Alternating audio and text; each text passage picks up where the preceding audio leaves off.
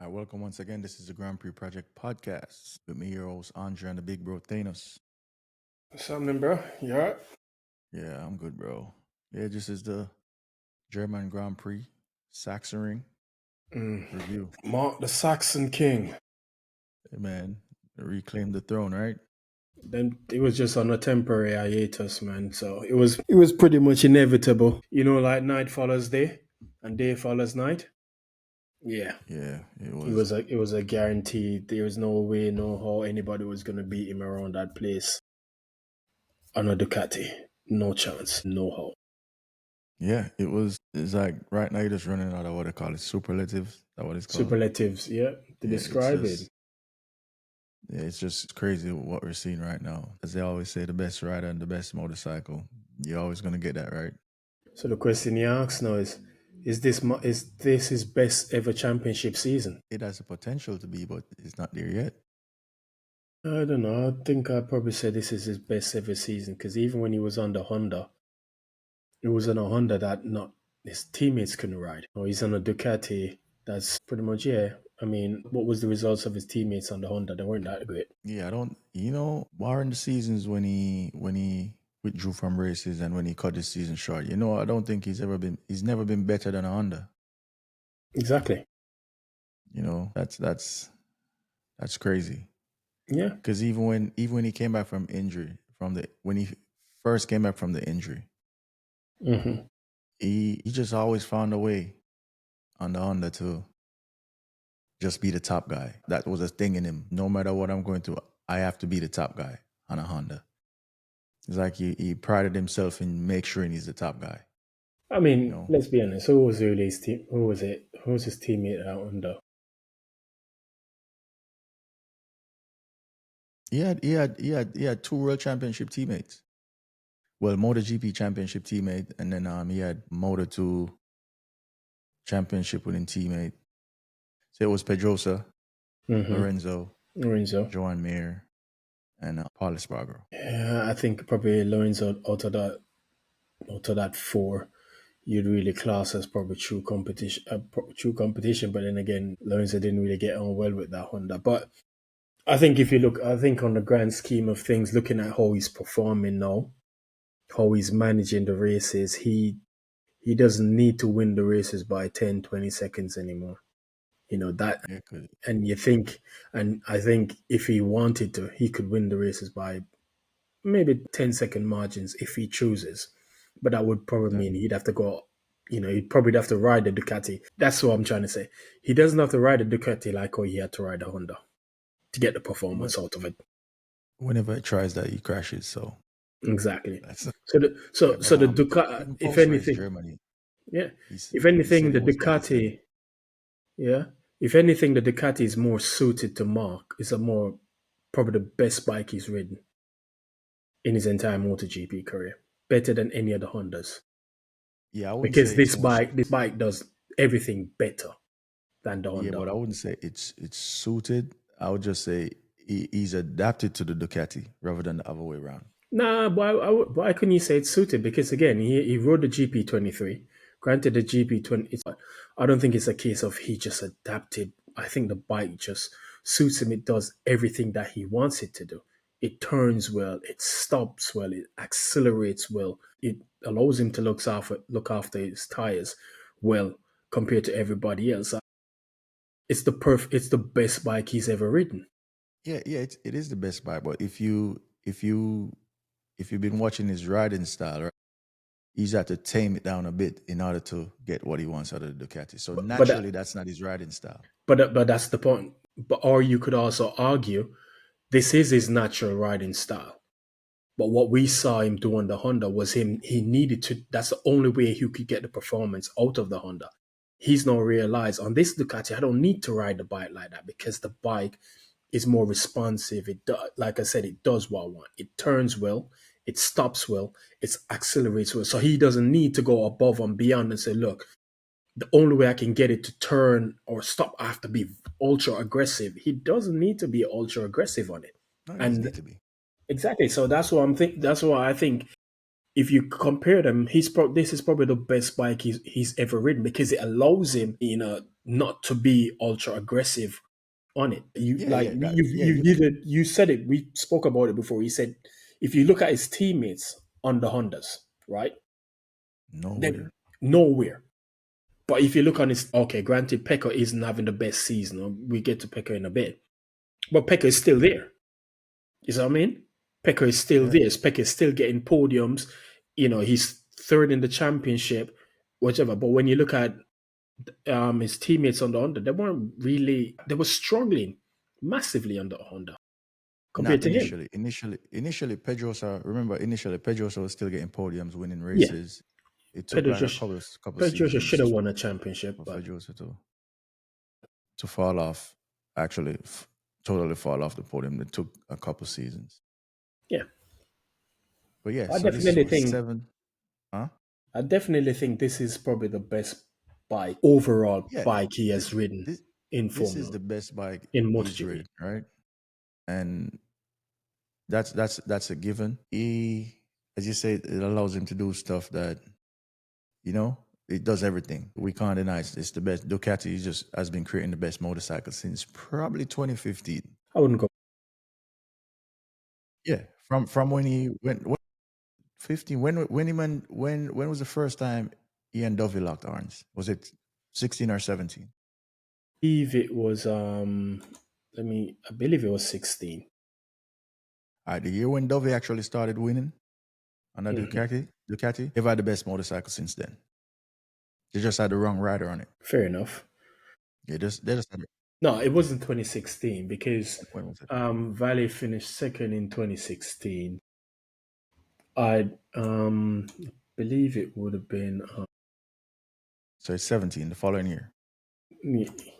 yeah, because Dovey finished second in 2017. Dovey only lost the championship in 2017 by what 37 points. So from 17, they've had the best motorcycle.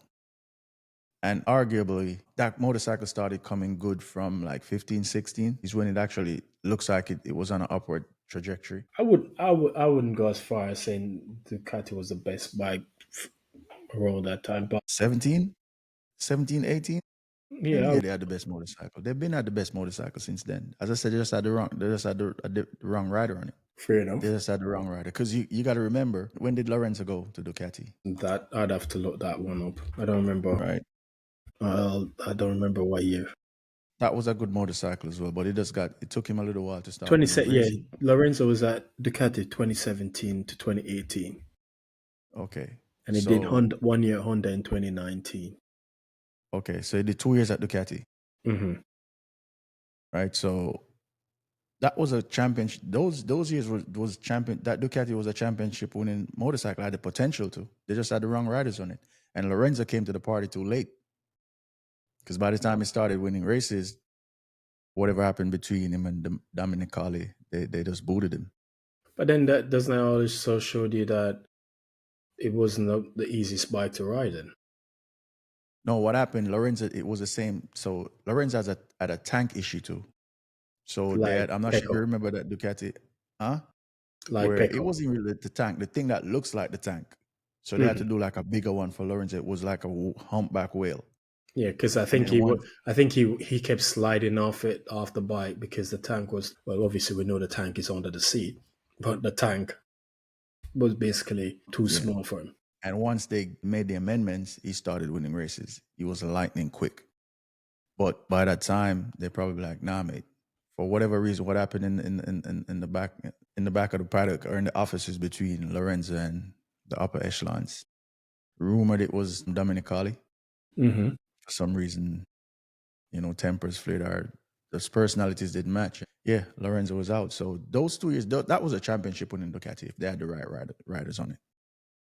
Because Right. But Lorenzo won. How many races Lorenzo won that year? He won Italy, won Catalonia, he won Austria, and Lorenzo only won 3 races that year: Italy, Catalonia, and Austria. right, it's so yeah, that motorcycle, Ducati been at a good motorcycle that had the potential to win a championship. Exactly when you in the MotoGP sphere, when you it's going to go down in history that the man that stopped Dovizioso from I think 2 championships is always going to be Mark on the Honda.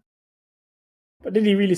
Well, again, I think we can argue either way that it can be a bit subjective. But you know, can we really say he stopped Dovizioso from? Because did Dovi ever go into any of those seasons as the championship favorite? No, I don't think so. No, it does not. You just have to look at how he performed. Remove Mark, and the Ducati would have been the dominant. He would have been the Yeah. dominant rider. But the thing is, you can't remove Mark because he was literally there. I mean, it's the same thing we No, could that's what say. I'm saying. When you look in the history of it, it's always going to be when Ducati had a motorcycle that was ready to win, who stopped it? Because they had a motorcycle that was ready to win from those times. I don't, I don't know.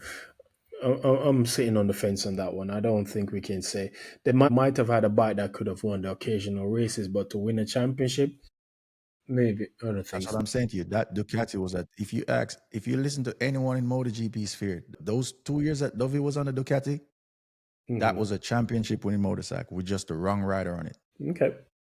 That was a very good motorcycle. Okay. Cool. Fair And enough. so, but yeah, German GP, let's kind of so seven pole this year Hmm. for Mark Yep. in Man's wet literally. conditions. I mean, did he ever look like he was going to lose pole? Did he ever look like he was going to lose that pole position? Let's be honest. Yeah, you had to ride for it. You had to ride for it. Yeah, but He had to I ride don't for know. it. It wasn't an easy pole because there was a couple riders that was there and there about DJ and Antonio. Morbidelli was up on the lap when he crashed on Mark's time when he crashed. But then again, he would Hmm. have had to go through the following two more sectors to actually see that through. But Exactly. he's not one of them one in that condition where he just ramped away with it. He really had to. He had to ride for it. He had to ride for that. And then the sprint race. That's that's the big talking point. Man Yeah, just couldn't settle for second.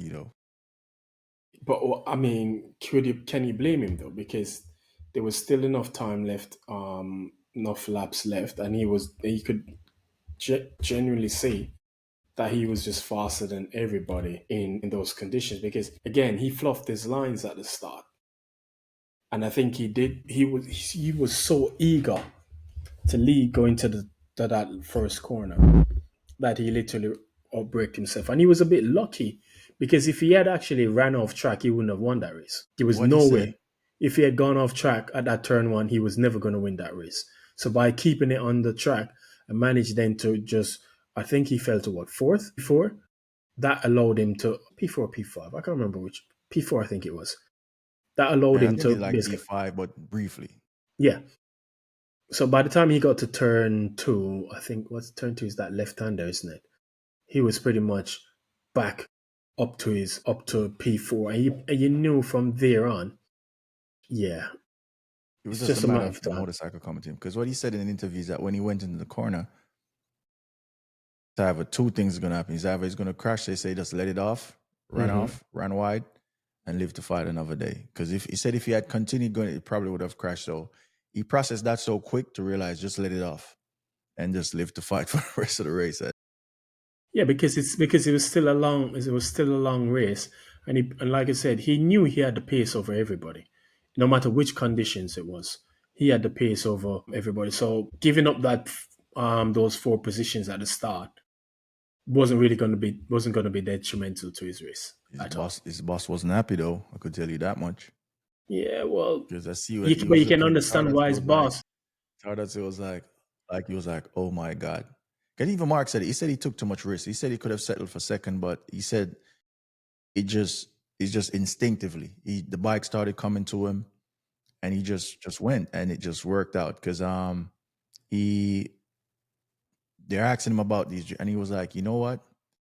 The only mistake I made is when I was being conservative, and he said for some reason whenever he's conservative, that's when he crashes.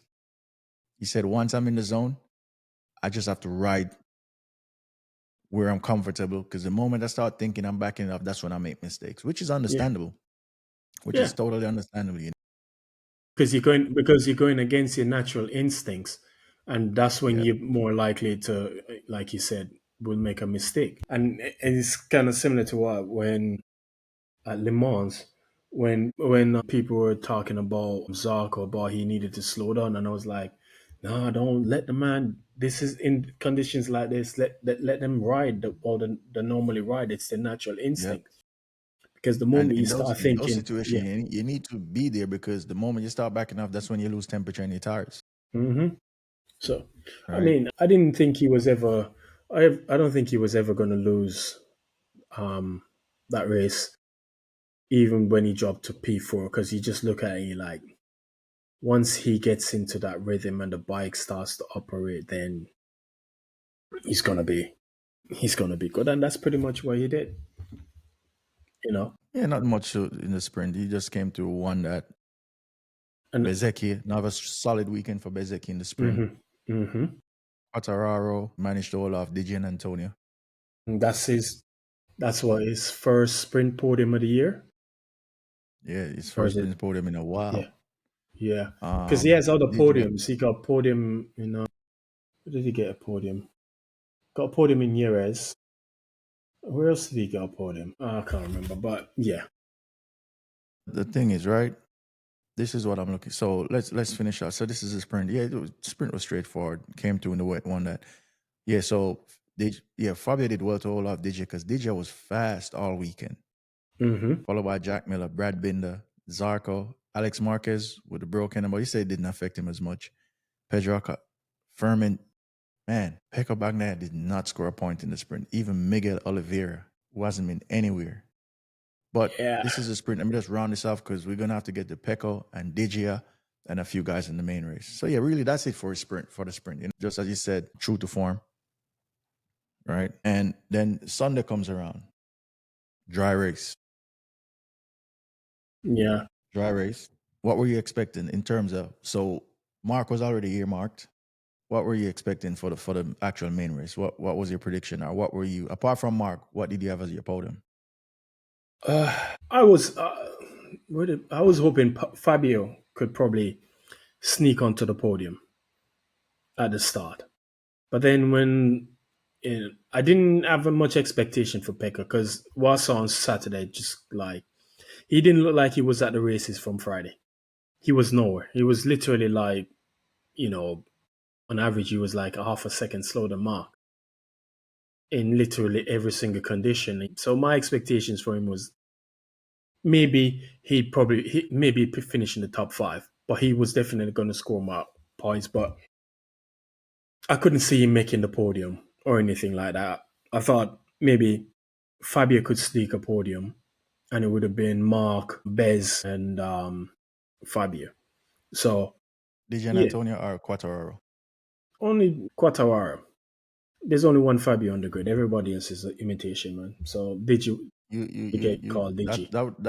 That's bold because the pace that DJ was on, it's surprising you unless you thought it was going to crash to put Fabio Quartararo in front of him. No, I just me, I'm a Fabio guy, and he was starting in the top 10, and on a Sunday Fabio tends to be somewhat Yeah, I better get it, but on a Sunday. exactly what happened. Unless DJ Crashy was going to be on the podium. Have you been watching this guy's pace all weekend? His Yeah, pace but was again, ridiculous. like I said, anything can happen, and that's why I just had Fabio being on the podium. It wasn't a Okay, case. so not Yeah, everything goes. yeah, Okay, I so just thought that permutations is there. Crashes. Fabio could sneak a podium, when it wasn't expected of him, and so said, so done. But outside of The that, curse. I didn't really expect any much from the race because again, you kind of got a glimpse of it. Saturdays will tell you what Sundays are going to look like. The sprint race will tell you what the Sunday race is going to look like. If Mark dominates a Saturday, he's guaranteed he's Even if it going to was a wet dominate this. Saturday race, apart from Mark, even as a wet Saturday race, you thought that could Yeah, tell you the rest of the grid? yeah, and it was Wow. pretty much living up to that format until what happened to the second and third place runners because No, those were not the really. I mean those were the three quickest guys all weekend. No, but Saturday, the Sunday race was different because DJ Antonio was running second Yeah, when he because crashed. on Sunday, he didn't. He was nowhere up there. He finished behind Fabio on Yeah, Saturday. but you still can get an idea. Was again, like you said, those were I would have more put Sunday race based on what I was seeing on Friday, the stints that I was seeing, and with Digi and Antonio, the pace that he had with Bezecchi. But Saturday, a bit tricky. But yeah, if you saw that, you saw that. Yeah, because Bez was on the podium on Saturday. Yeah. So the only one who didn't make the podium was there you go. And why didn't he not make the podium When? On Saturday? on Saturday? Yeah. Yeah, because he just didn't come through as well as he should. He came through, but he just didn't get past Fabio. Okay, there you go. Then he crashed on Sunday. There you go. But like I So said, I didn't have much expectations for the race because I put out a tweet that this year's MotoGP season is akin to Michael Schumacher's 2002 season at Ferrari. That's what we're witnessing. That's the level Mark is on. Right? That's where I see it right now. So, yeah, my expectations wasn't. I pretty much thought it was just gonna once Mark leads the first lap. That's pretty much it. It's a case of who's gonna finish second and third, because no one is gonna beat him, especially around this track where pretty much he could ride it blindfolded and still beat everybody. and it just shows, right? Look at actually first let's talk about the cursed second place that no one wanted. Let's talk. Yeah, So DJ had it first. crash out. Was it DJ that had it first? Then Bez got it. Yeah, I believe. Yeah, which one did Morbidelli crash out from? Was it Saturday? Yeah, Morbidelli didn't race on Sunday. No, he didn't race. Yeah, he crashed out of the Saturday one. Yeah, because he had that. Yeah, he got put in a tumble dryer for that crash, man. You can understand why he didn't turn up. Why he wouldn't race the Sunday. Man had a head beaker, egg Yeah, but beater. what was the question again? What was the question? So two of them crashed out of second place. Yeah. Bez and Digi, right? And it's crazy, right? Just it's like I can't wait for this Matt Oxer book that he's writing about Mark, because some things that you hear so far he's saying that the interviews that he's getting is not really based on Mark's speed or his thought process is the thing that he said is intriguing him the most. It's not that he's fast, because a lot of riders on the track is fast, right? Is in his post-race interview, when everyone was crashing at turn one, right? He's realizing that he said, let me just. But hold on, but Bez and Digi didn't crash at turn one. Yeah, they crashed coming off his turn one, they crash. Yeah, coming over the start, finish straight, and as soon as they're going to tip it into that first right, that's when they binned it. You sure? Same place where Martin crashed the year when he was leading the race. Okay, because I could have sworn they crashed at. It was on the left-hand turn. They both crashed. So it wasn't turn one. Turn one. That's the same place where Martin crashed, because turn one is one of the very few rights. So they did all this left, they went out, and as soon as they tipped it in, that's when the front start. So I say that to say, Mark was basically saying he's coming around and he's seeing all these skid marks going off the track. So he's realizing that people are crashing out. How do you even process that? Like, you're barreling down in that corner, having to mind your own business to make sure you don't crash, but you could see what happened before you, and now you're starting to adjust your situations. It's crazy. That's the way he processes these things, bro. But you also have to remember, once he comes around the next lap, his pit board is going to give him a message. And they're going to pretty much tell him that rider is out and probably where he crashed. So obviously, so he can then make that adjustment going into that corner. His pit board doesn't tell him. Yeah, but the pit board would have told him that both riders will crash. Yeah, but I'm saying to you, the information that I'm relaying now is what I'm hearing other journalists are talking about that they're experiencing when they do these interviews, and I'm like, yo, his thought process is just crazy. So hold on. Just the way he just processes things like quick. The temperature is changing.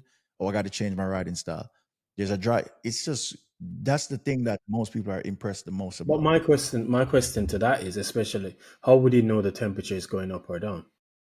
Huh? How would he know if the temperature is changing? Not necessarily the temperature, but like the feel of the track. So as soon as the bike starts moving, you realize, okay, he could process and he could change what he's doing, right? Yeah. The feel, just like what he said, the feel for the track. When it's wet, okay, I need to go to slicks. Even when you're thinking like, there's no way that's slick. For some reason, he's got that feel. And that's what most people are impressed about is his way he processes things. It's not just necessarily just this innate talent that he's got. It's his thought So he's process of going to so a he's able weekend. to process it and still go fast, basically, because obviously all the other riders process the information the same way, but the difference here with when it comes to Mark, they'll process it and have to go slower just to be on the safe side. But he processes it, and he's still able to keep maintain a peak without Yeah, dropping. you remember San Marino last year when everyone was when it started pouring, when it started raining, everyone just dropped off like a second or two, Hmm. and he just bolted, and you're like, man. And that's that. These are the things that most people are impressed with. It's just his feel for a motorcycle, the way he processes things. Even on this weekend past, I think they said he saved some. I think he saved one of his tires because he already went into race mode from Friday afternoon, from what I'm understanding. Like he already knew where he was, and he just started focusing on race pace. Bro, this is Friday. But I always said that. But I've said that to you before that on a Friday, Mark treats every Friday different to everybody else, and he starts from the first session. I said it to Yep. you before. Once he gets a rhythm in the first session, that's pretty much he knows where his pace is right away. So now he just knows what to focus on. So he can go into okay, let's start working on my race pace because I'm pretty much I think after the first 20 minutes or the first practice session, he knows where he is pace wise. So that now he can make that adjustment and start focusing on his race pace. But if we go back to Sunday again, like Saturday, I didn't have any, I didn't think. Let's be honest, the race was pretty boring. If we're being honest, it seems. And I tweeted about this. You've heard riders complaining about how difficult it is to follow. I know you, especially with the issue with front tire pressures and all sort of stuff. What we're witnessing now is MotoGP is becoming very processional. It's very little to no action you find on track. And if you do find action, it's more from the those at the back or the midfield who are doing anything. But once you get to the front runners, it's pretty much status quo. People just maintain the position, and if you pass somebody at the front, it's because your tires, their tires went off, yours didn't, or you genuinely have pace on them. The race Hasn't that Sunday always was, been the but case though? That's no, always been the case. no, not really, not really. Yeah, I think usually it. even when Peko and Martin was winning, it was once you get out front, that's usually it. I don't think, so, but that's but what I'm saying is, And this whole idea about overtaking, it's more difficult, right? But we see overtakes happening, right? yeah, but when you talk, but you have to. We're talking about on the scale. If you compare it, if you go back maybe 4 or 5 years ago, you realize that overtaking has gone down drastically compared to 4 or 5 years ago.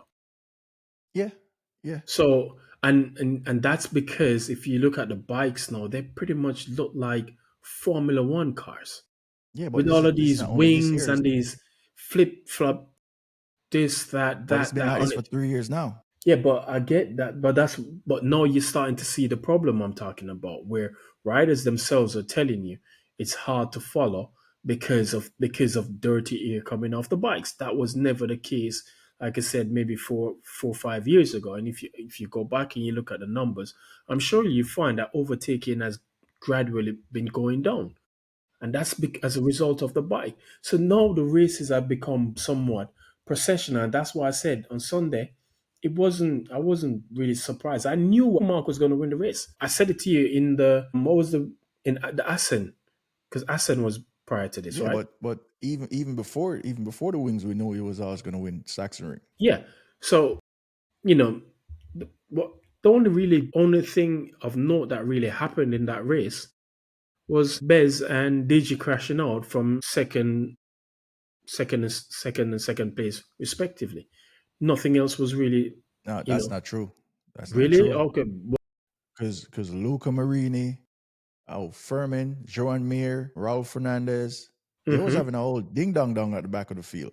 Yeah, but again, So there was no, action going down there. but no, There was a lot of action down in that between those riders. but the point I'm trying to make is, and it's the same thing we witnessed with Formula One. Yes, you're gonna have ding dong battles, but no one's really. concerned so much with what's going on at the back. It's more where the bigger boys are. That's where you want. That's where these are the guys who are title contenders, Yeah, but that's and this is always where you been want to see. MotoGP though. That's always been F1. Because even when Seb was winning, it was the same thing. When Lewis was winning, it was the same thing. Like that's always been Yeah, motorsport. and again, that's where the boredom comes in because you want to see something different happening at the front, but we're not seeing anything different happening at the front. The midfield in any racing category you go and look at, the midfield, World Superbike, BSB, whatever you want to look at. It's those in the midfield to the back where you find all the action because it's Yeah, just because and the problem for that is because it's the same thing for any series. The best drivers, best riders, always on the best machinery, and they're just going to canter. You're not going to get, which is why the midfield is always going to be the midfield, right? That's where you're always going to get a lot of stuff. Unless you find a great rider in the midfield, then you understand what I'm saying? mhm. It's but a lot of the stuff are going away. So let's see what that does, right? A lot of I think ride height is going away. Era is getting reduced. So let's see what that brings. New tire manufacturer, different motorcycles, um, and that's for 2027. And so we still got a year. But yeah, Alex Marquez, Mhm. because we're still on the main. So Alex Marquez finished second, Second. Peko third. Granted, what do you call it? It's a bit fortuitous. Is that the word? Yeah, I mean, yeah, Right. it was fortuitous for both of them Yeah, that they because finished on the podium. thinking, but is They that were, no matter the conditions, right? Apart from the sprint, it's like Peko is just locked into third this year, yeah, and we get to Peko shortly, but right? again, he started what 11th compared to where did Alex start? What was it? Eighth? Alex or fifth? I believe Alex started fifth, and Peko started 11th. So I didn't. My disappointment in the Peko thing is that Alex was injured, and you still couldn't take advantage of him, Huh. Hmm. and that's a problem. Boy, boy, big bro. Right Hmm. now, yeah. Alex started sixth, Peko started 11th. right? And that's it, bro. Like it's, but I said because we're gonna probably spend some time on that, right? Pedro Acosta, because I know Pedro is the guy that you kind of highlight a lot.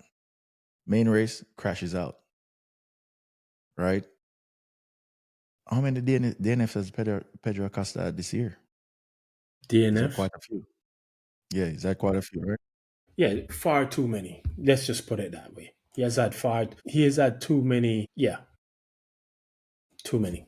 But what's the point? It's so now there's rumors that that probably is going to end up on a Ducati in VR46. At the moment, it's just rumors Yeah, but hold on. How did we get to that point? How did we get to pick? because we're trying to run off the main race, isn't it? But he crashed out of that, which So is hold on. So we done with the point two, the second point. yeah, that's still a race. That's where we at. Yeah, but I have Acosta down here at the bottom. Some as a separate topic. So you're gonna put that okay? So we have Pedro as a second topic. So we can. So let me edit this. Because might as well mention him during the race. No, to do that. Well, you want to give him a whole separate section? Yeah, but it's not gonna be long. Yeah, because Because I don't think there's that much really to talk about. That's all I could come up with. yeah. So Mm-hmm. so Raul Fernandez, he seems to be coming on a Aprilia. He wasn't too bad this weekend. He's showing some speed. Luca Marini Mm-hmm. finished sixth after coming off that horrible injury. That And was that's a good ride. the guy you said Honda should drop compared to That was a Joan good Mir ride, and right? compared to his teammate Joan Mir. Joan Mir at this point is just starting to piss me off. To be honest, I can't.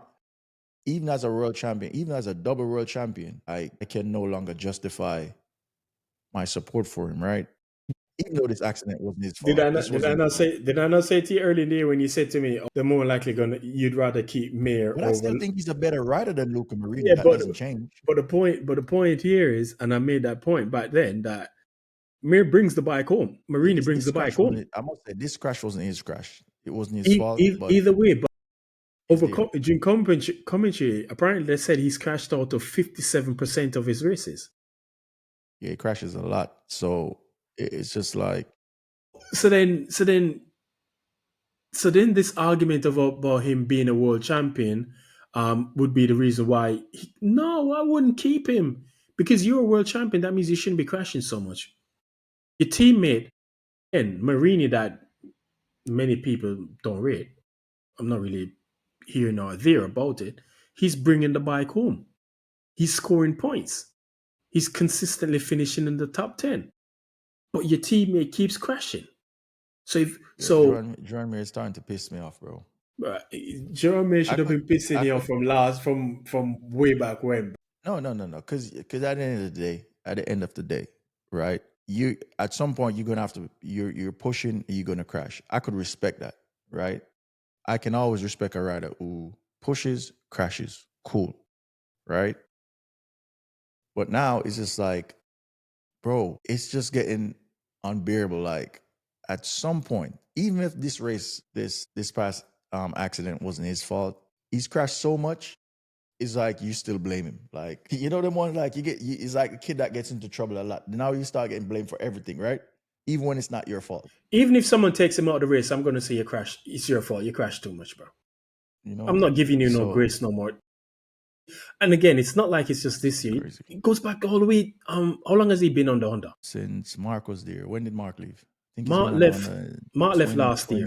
2020. So he's So been what there year did he leave? about 21, 22. Yeah, round So about he's there. so exactly. And home and you're talking about he's crashed out of 57. They say I'm sure that's the number I heard. He crashed out. He has crashed out of 50. 2023. Okay, 2023. 2023. He has crashed out of 57% of the races he's ridden in. That's That's madness. rough. That's rough. That's a sackable offense, bro. You shouldn't be on a bike. Yeah, that's rough. You shouldn't be on a bike. That's just crazy. And the worst part about it is the Honda look like it's making its way back. All right, then I got it up. So this year, Mm-hmm. he's got one. This year alone, how many Grand Prix have we had? I 11? think it's no. Yeah. Hold 10 on. or 11? Let me just look at the calendar. 11. 11. Uh, what's that? 11. Yeah, It's 11. 11. 11. 11. He's Yeah. crashed out of 7, Jesus Christ. right? Last year, off, he crashed out. What's this? He crashed out of 10 races last year, 10. right? I called that a 23 race season, somewhere around there. Doesn't matter even how many race season, but dude, Crazy. Like, that's unacceptable. And like you said, as a world champion. yeah, bro, it's too much. It's too much. I don't know what else to say. But when I said this It's to you too a much. couple episodes ago, and you're telling me you'd rather keep him over Luca Marini, and I'm telling you, look, Luca Marini, he might not be rooting up trees, but he's getting the bike across the finishing line, and he's bringing home points. It's ultimately right. If we're being honest, right? Mm-hmm. Joan Mir, and that's the thing that gets me with him, bro. You won a whole championship of being consistent. You know, he's only ever won one MotoGP race, right? Yeah, the one was it on? He And he was on the won. Suzuki. Granted, the Suzuki is more easier to ride all this stuff, right? But if you got Luca Marini staying on the motorcycle and bringing it home every single time, Mm-hmm. coming off an injury and finishing 6th, based on what Luca Marini has been through and the fact that he just came back, if Luca Marini is finishing 6th with all the attrition that happened on Sunday, bro, you should be at least 5th, bro. You didn't, but I'm glad. I'm Right? glad you're starting to see the light. Right. I'm So I'm glad you no, finally. it's not about not seeing like is he a better rider than Luca Marini? Yes, he is. Is he? Yes, he is. He's shown Okay. that in all categories. He's a better motorcycle rider than Luca Marini, right? But on current form, he's not.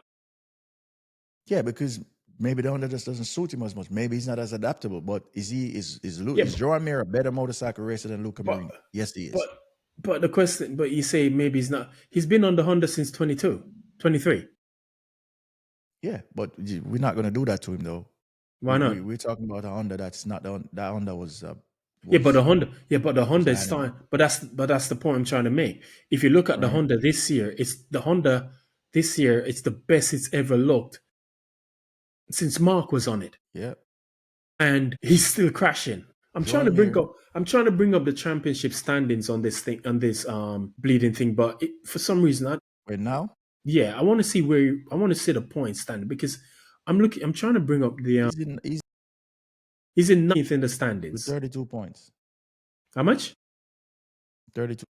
And how much does Luca Marini have? Luca Marini has. I can never. I hate this web. The actual official page. Okay, here we go.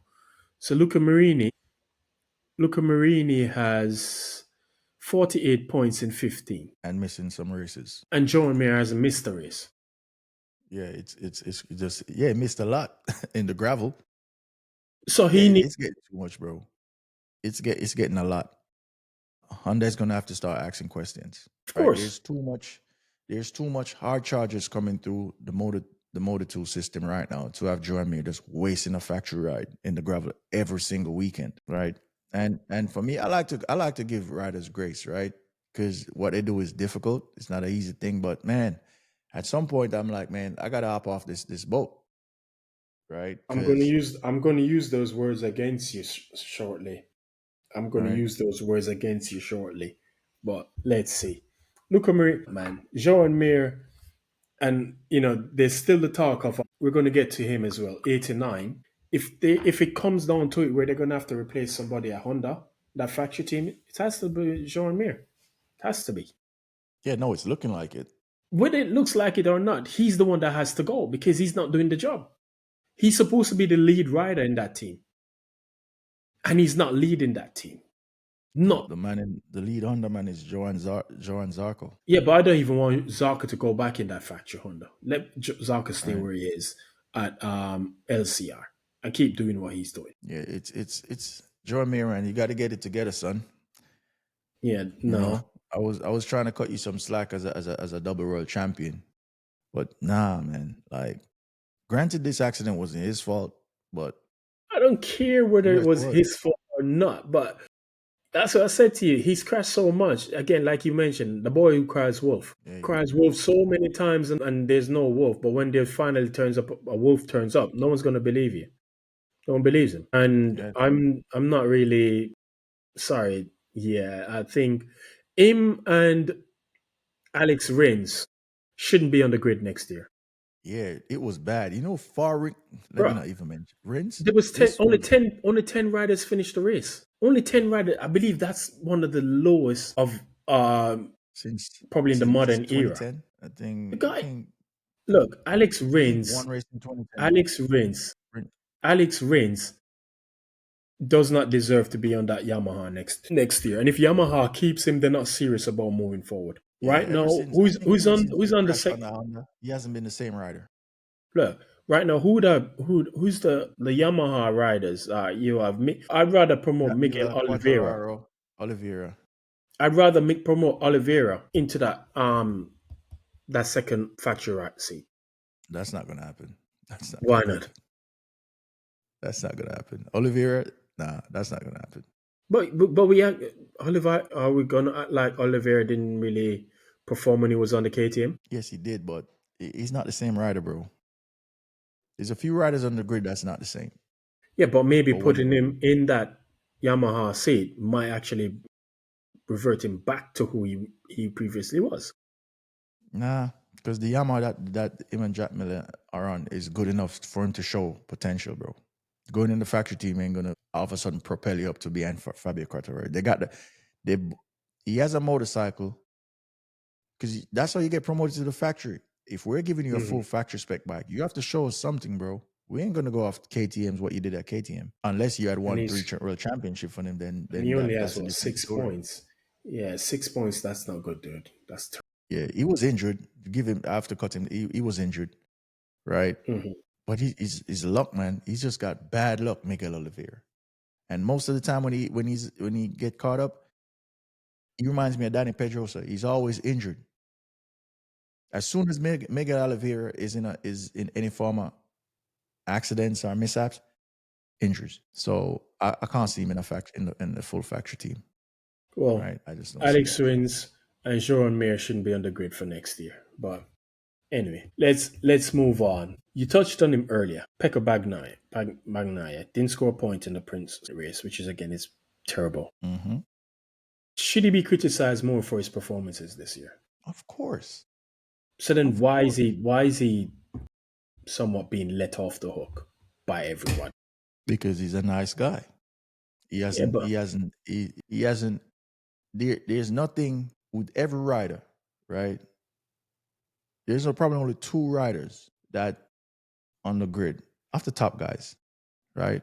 mhm, Who's been on the MotoGP grid, excluding the rookies.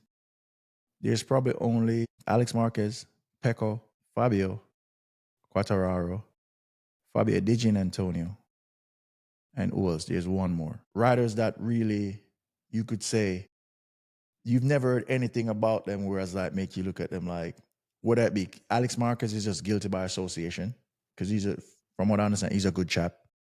But Peko is like this, the gentleman of the paddock, right? I've mhm, never heard anyone say Peko said or did anything that they, whether it's through arrogance, whether it's behind the scenes of the team that's around him. I've never heard anything about Peko, right? mhm. And I'm not sure. I'm just saying maybe I'm reaching. Maybe that's just the reason why people, for some reason, they have a soft spot for Peko, whereas like they fail to criticize him as they would do anyone else. Because if, say, for instance, just to give you an example, Mark Marquez winning now. If Mark comes around next year and Peko is beating him, Mark won't get the same grace if he says the motorcycle isn't working for me. Wrong or right? I think I wouldn't agree with that because Mark has enough credit in the bank to be offered that. Because when he said it on the Ducati, when he was on the Honda, he got grace. He was given grace. He wasn't criticized, overly criticized for his performances on the Yeah, Honda. because the problem with the Honda is that he was the only one performing on it. So at that point, you're like, okay, we could see that you're a top talent, and if it's not working for you, you're still. This is the difference with Mark and Peko, which is why I said Mark would not get any grace on a Ducati. Even when the Honda was bad, he was still top Honda. Hmm. So if the top guy is saying, well, it's not working, and then you look at four other riders that it's not working for, that makes a lot of sense. If you're looking at the top eight-time world champion and he's on a Ducati, and then he's the third string of four, now, nah, bro, you're eight-time. What are you talking about? Your other three guys are doing the business. Go check yourself.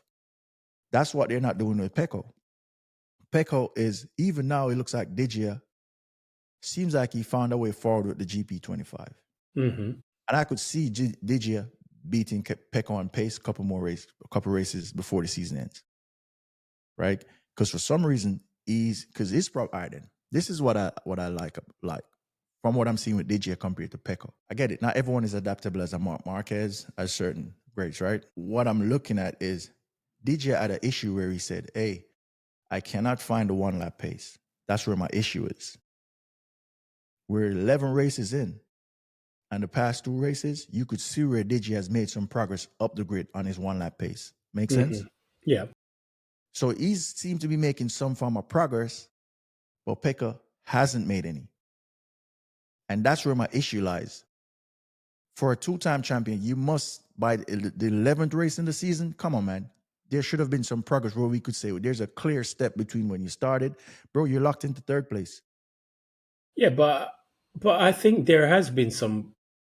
We can see some marked difference with Pecco. I think going back from Mugello, he looks completely different on the bike. So I think he has somewhat made some improvements in his performance since Mugello. Okay, this past weekend was a terrible weekend for him, but if you go back and you look at Assen and Mugello, his performances look completely different. He looked like he's definitely made a step, and everybody has seen it. He looks like the Pecco of old on the bike. See? Yeah, to some extent. This is unless we're grading progress off different things, bro.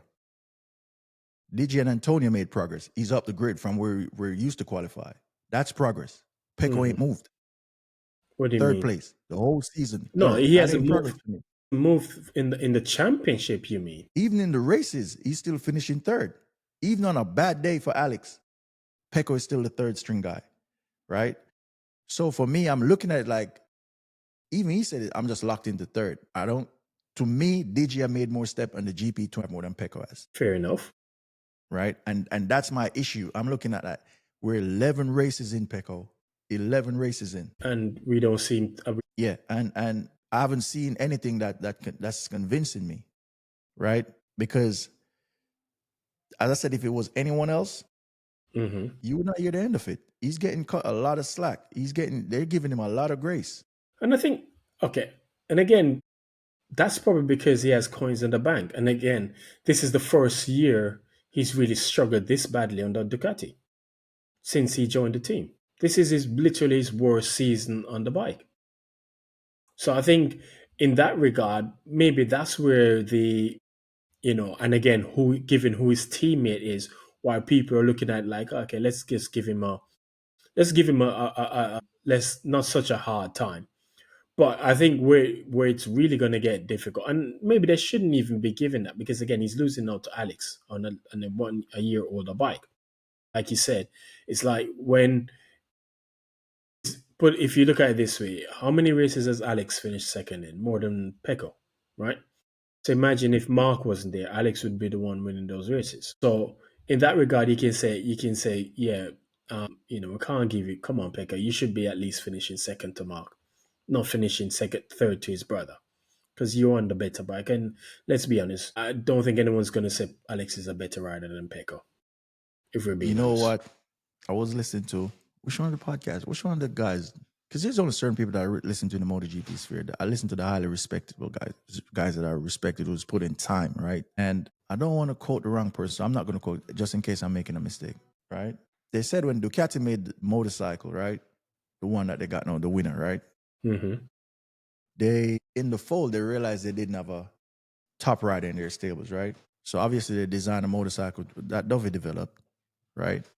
And then Peko was the guy, the next thing up, the next best thing that was there, right?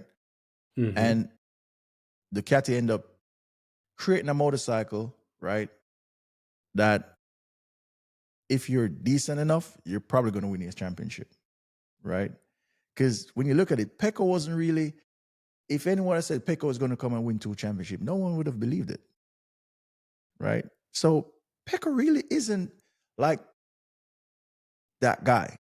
And we're seeing it now, right? He's an okay guy. He's decent, but he's not Fabio Quartararo talent, right? And it's just showing now.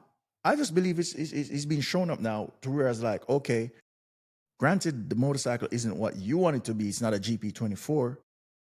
But worst case scenario, you need to be second in the championship. You need to be finishing second. I can't see how people would argue that.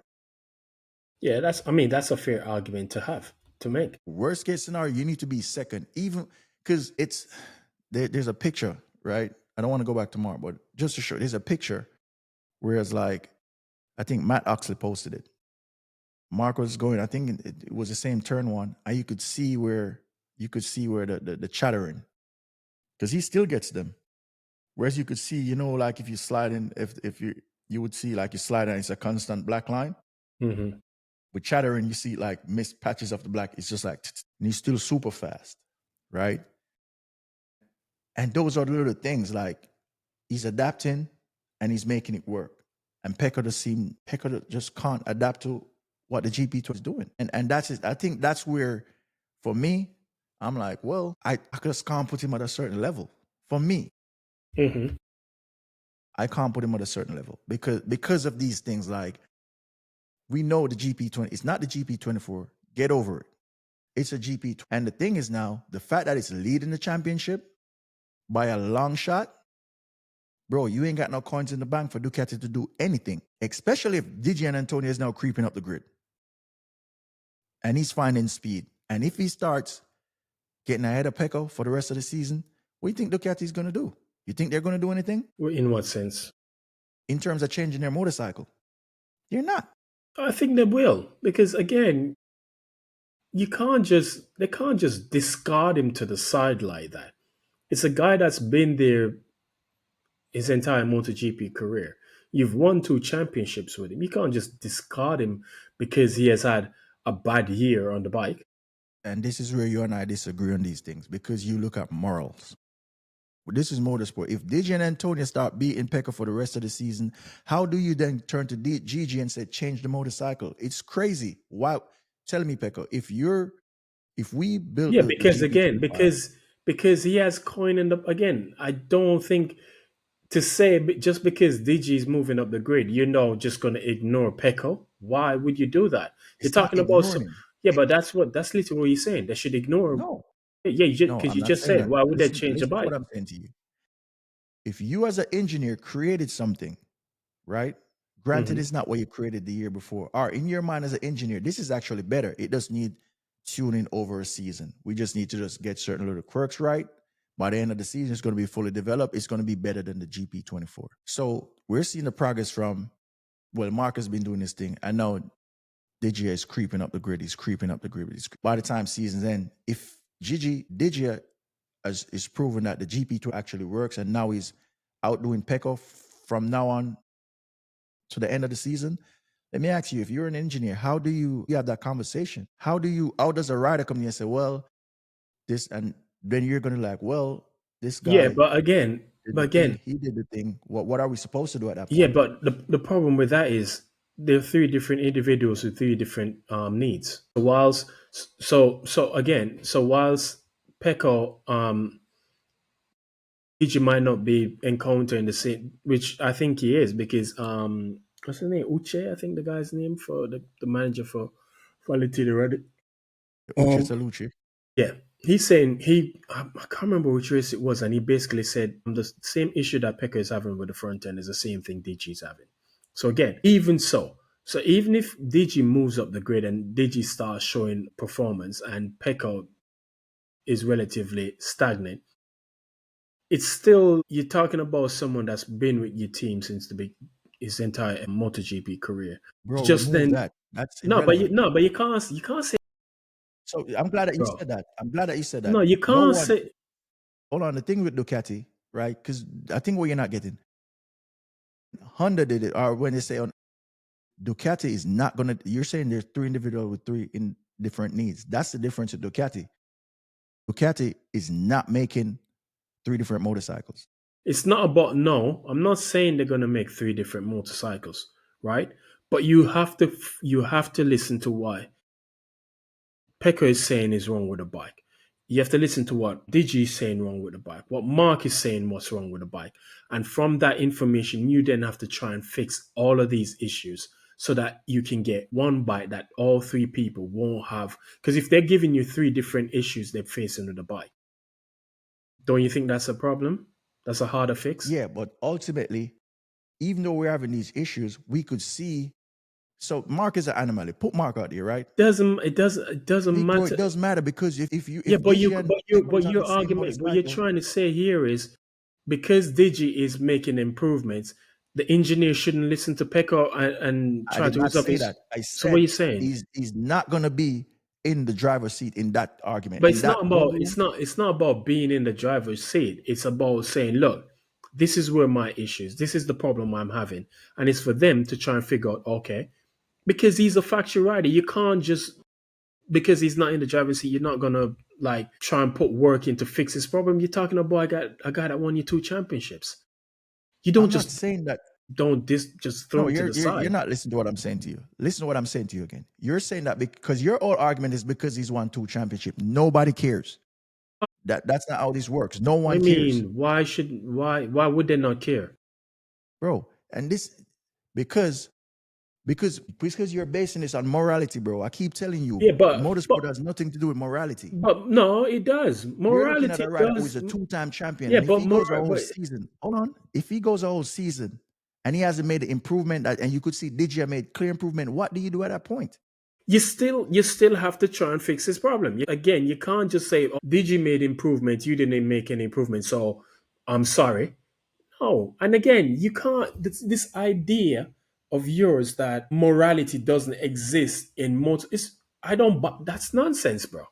That's literally nonsense. Because if morality didn't exist in motorsport, wouldn't Honda have gotten rid of Mark when he was crashing like crazy? Bro, what you're looking at, right? The difference with Mark and Peko, No, right? no, no, no. Oh, there's a Forget that. clear Forget. difference.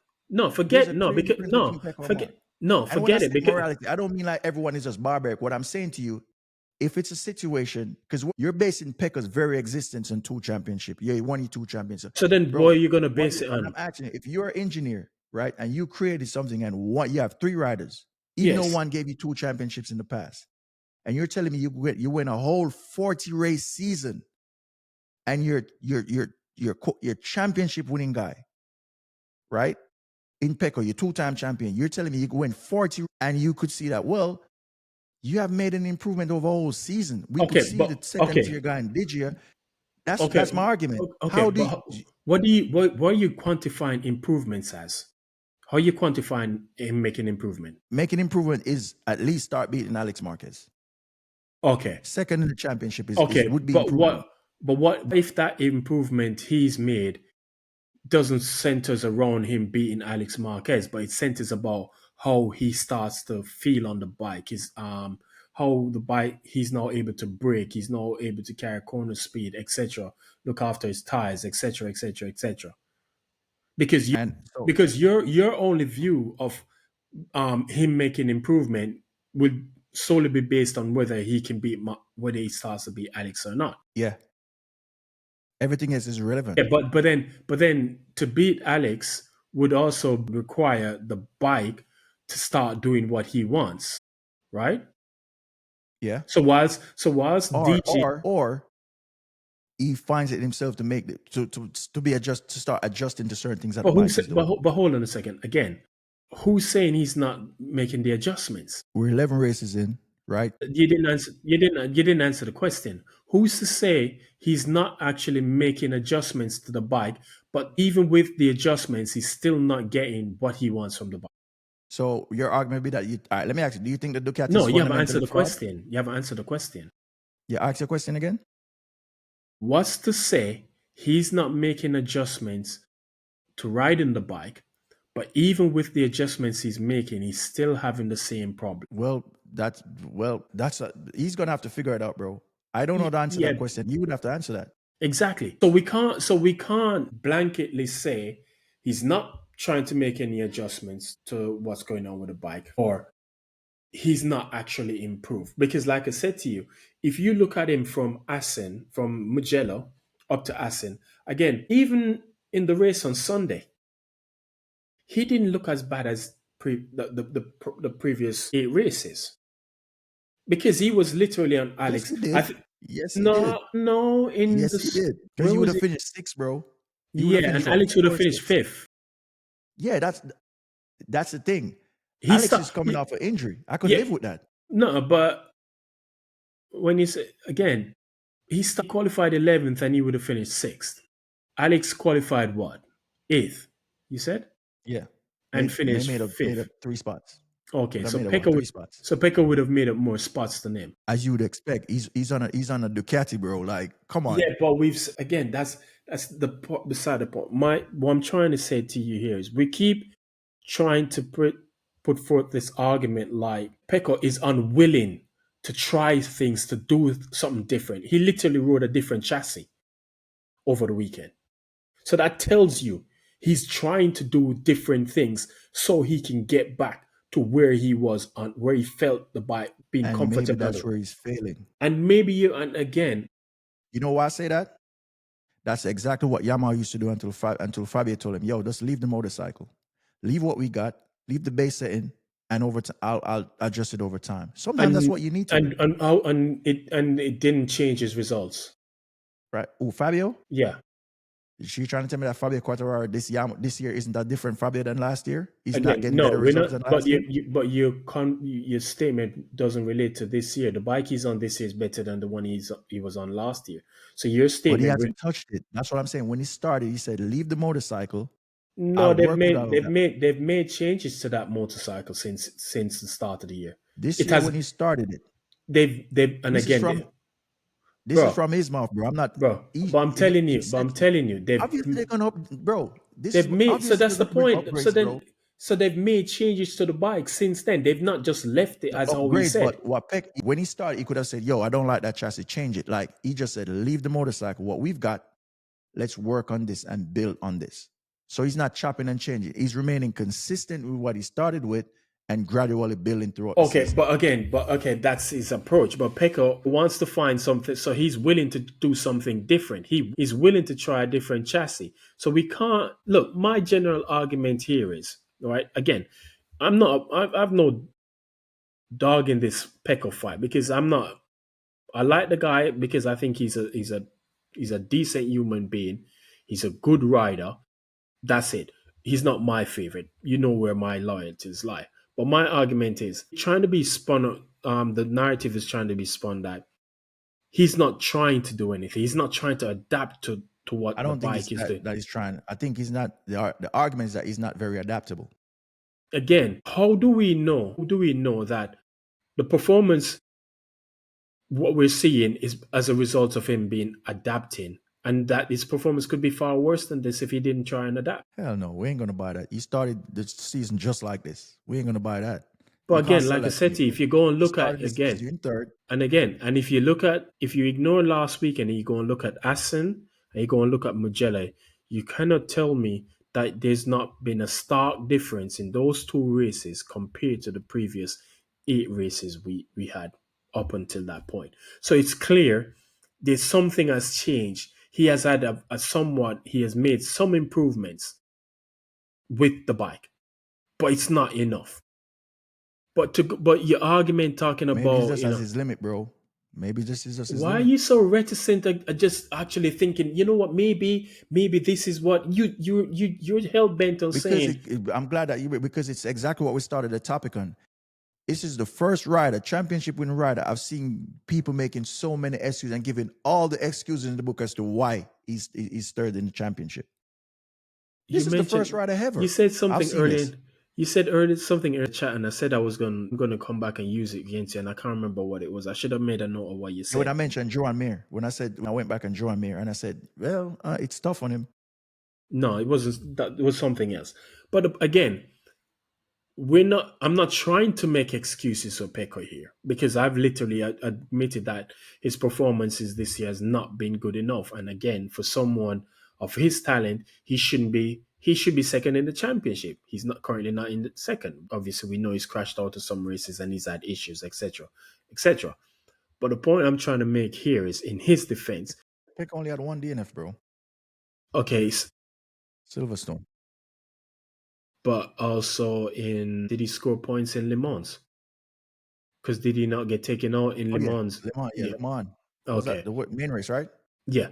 He got, and I Yeah, think he Silverstone and did. Le Mans. Did he not? No, he scored points in the sprint. I believe he scored points in the sprint. The main race he got that because he was involved in that collision with Zarco. That Zarco Bastianini. managed to, yeah, Yeah, and Bastianini. Yeah, Bastianini. yeah. So what I'm trying to say here is, in his defense, right? We can't. The guy is literally trying. I don't think he's just sitting there thinking, well, it is what it is. I'm not. He's literally trying stuff. He's willing to try an experimental chassis. That tells you he wants to try and get on top of his issues. Why are we No one make is saying that he isn't, bro. Who said he no? was? But listen to what you're No saying. one thinking he's I'm making the argument that, you know, maybe he's doing everything, and your thing is just saying, just like flat out actually trying to go, you know, maybe. But your argument is no. Maybe this is where his talent level is at. Maybe we don't know. I didn't say Again no. I said maybe this is his limit on this motorcycle. It could be his limit. Why can't it be his and limit? again and again and again. So Why then can't let me ask you? Why can it be? Why it can't potentially this what we see be in his limit it's very possible this could be his limit. It could be his on this limit. motorcycle? Yeah, on this motorcycle, but that doesn't mean then because Digi makes progress, again, the engineers will come and they're like, well, Digi made progress on the bike, you didn't make any progress on the bike. That means he then somehow his needs, the issues that he encountered this year, just gets overlooked. This is why the problem that I'm having. This is even when you talk to his bosses, right? Whenever they do interviews, you could see they're trying to, we've tried everything to the point where Exactly. at one point Tardas to say it's in his head, right? Earlier in the season, it's in his head because we've turned that motorcycle in and out, right? But At Tardazzi some was point, wrong in saying that. right? At some point, you got to just ride the Yeah, motorcycle. but And as I said, maybe this is his limit. Todatsu was wrong in saying that.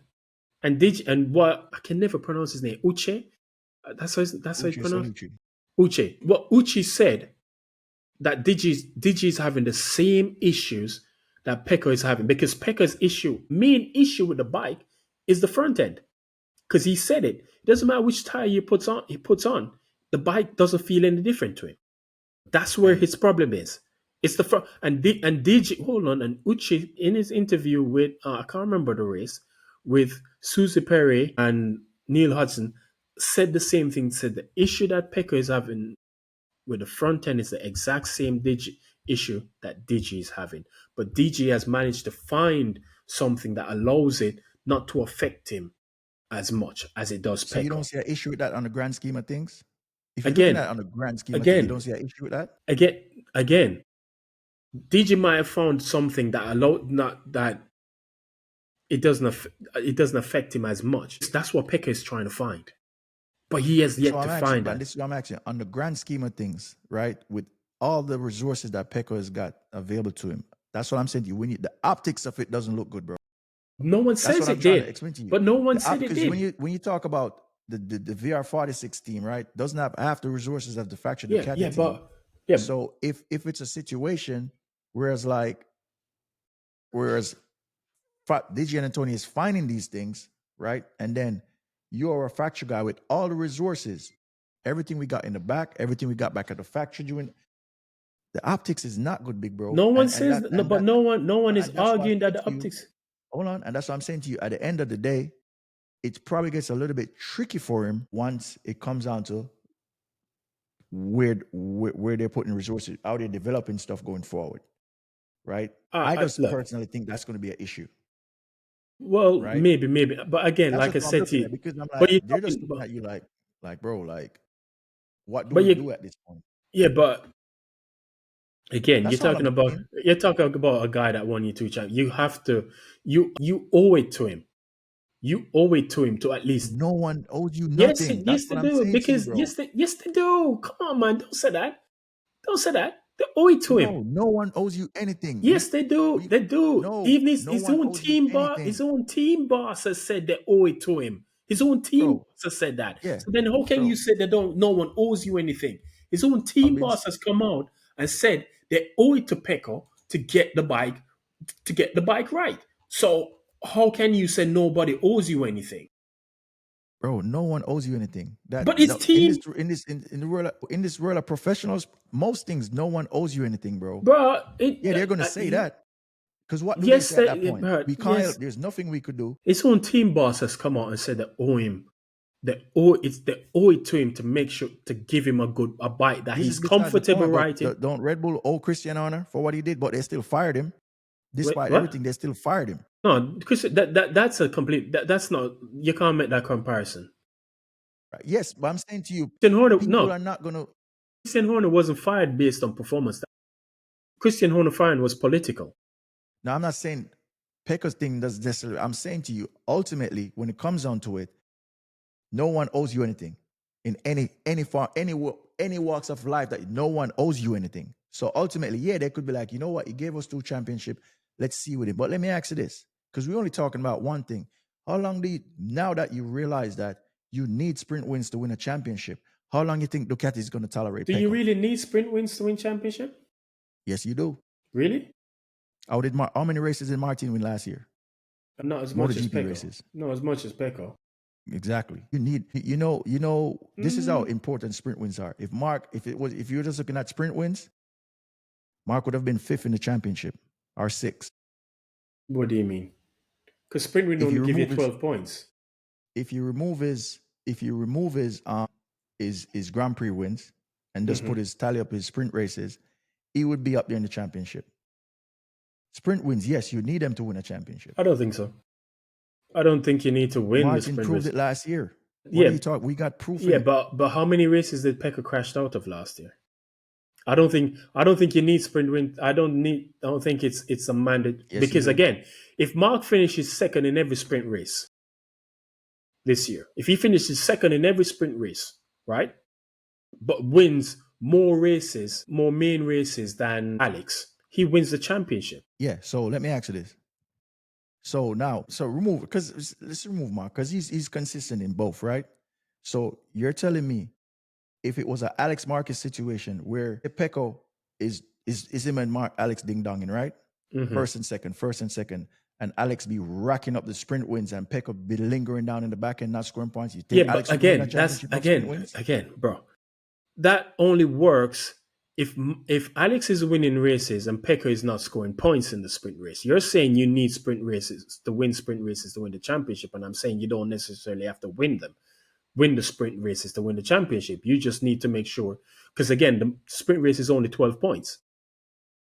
You only get 12 Yes, points and for the a sprint win. importance of it comes like what we saw with Martin. He was good on Yeah, Sundays, but right? the thing is, but Peko crashed out to sprint races and he crashed out to main races. It's not a case of he didn't win enough sprint races why he lost the championship. No, it's because he crashed out to some sprint and he crashed out to some main races. So you're telling me if Peko wins every single race of a season, right? Mm-hmm. And the next challenger behind him finishes second in every race, but Peko doesn't score in sprints. Who's champion in that scenario? Again, you're talking about, you just said if Peko doesn't score any points in the sprint races, then Which obviously is very likely. No, it's not very likely. Bro, come on, be sensible, bro.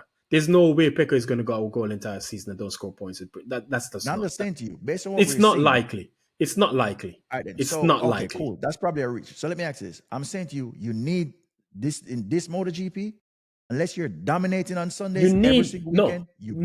What you need to say is you need to score points in the sprint races. You don't need to win the sprint races. You just need to make sure if your I didn't say you opponent. need to win, bro. I said you need sprint races. Sprint races are important. That's what I did not say No, win. you What are say you you need to listening win to? sprint races. No, I said in this era where sprint races are important, No, you the need original sprint races. part, no, the beginning you said you need to win sprint races to win the championship. Not necessarily win, but you need No, sprint. that's You what need you to said perform because in sprint races. you said you need to win sprint So races to maybe I win the misspoke, bro. championship But I'm saying because to you, you know that's the what importance Martin of it. did. No, but Yeah, that's but what I'm saying, and that's the point I was trying to make. Sprint races are important, but you don't need to win a sprint race. You just need to know if Mark wins a sprint race, you finish second in the sprint race, losing 2 points to him in the sprint race and 3. But then if you go on and win the main race, right, you score 2 more points than him. So you basically, okay. So you're again, down, winning still this, down a point. huh? No, You're but still down a point. you still score more points than him overall that weekend Mm-hmm. because it's going to be what 34-32. So you still outscore him over the weekend. So you don't necessarily need to. That's the point I'm trying to make. But the sprint races are important. That will be important because Yeah, of it's course, most 37 important. points every race weekend, maximum you Yeah, can get. so that's what I'm saying to you. We're going in a phase So of MotoGP, whereas yeah, like you got to your perform in argument should sprints too. what you should have said was you need to perform in the sprint races to win the championship because if you don't, you're not going to win it unless you win every Yeah, single that's what I said, race. bro. I may have misspoke. I may have said win, but I not necessarily win. Sprint races are very important. Yeah, and If I ask you that's not again, what and again that's not why Pekka lost last year. It wasn't just because of the sprint races. but that's why Martin won. The sprint I races is why Martin won. no, because Pekka won sprint races as well as finish on the podium. And hear me out. Pekka won sprint races as well as finish on the podium in sprint races. Martin won the championship by 10 points. That Yeah, means so, and if it's 3 points difference for a sprint for a first and a second in a sprint race. So that means Martin would have had to have won. How many sprint races did Martin win?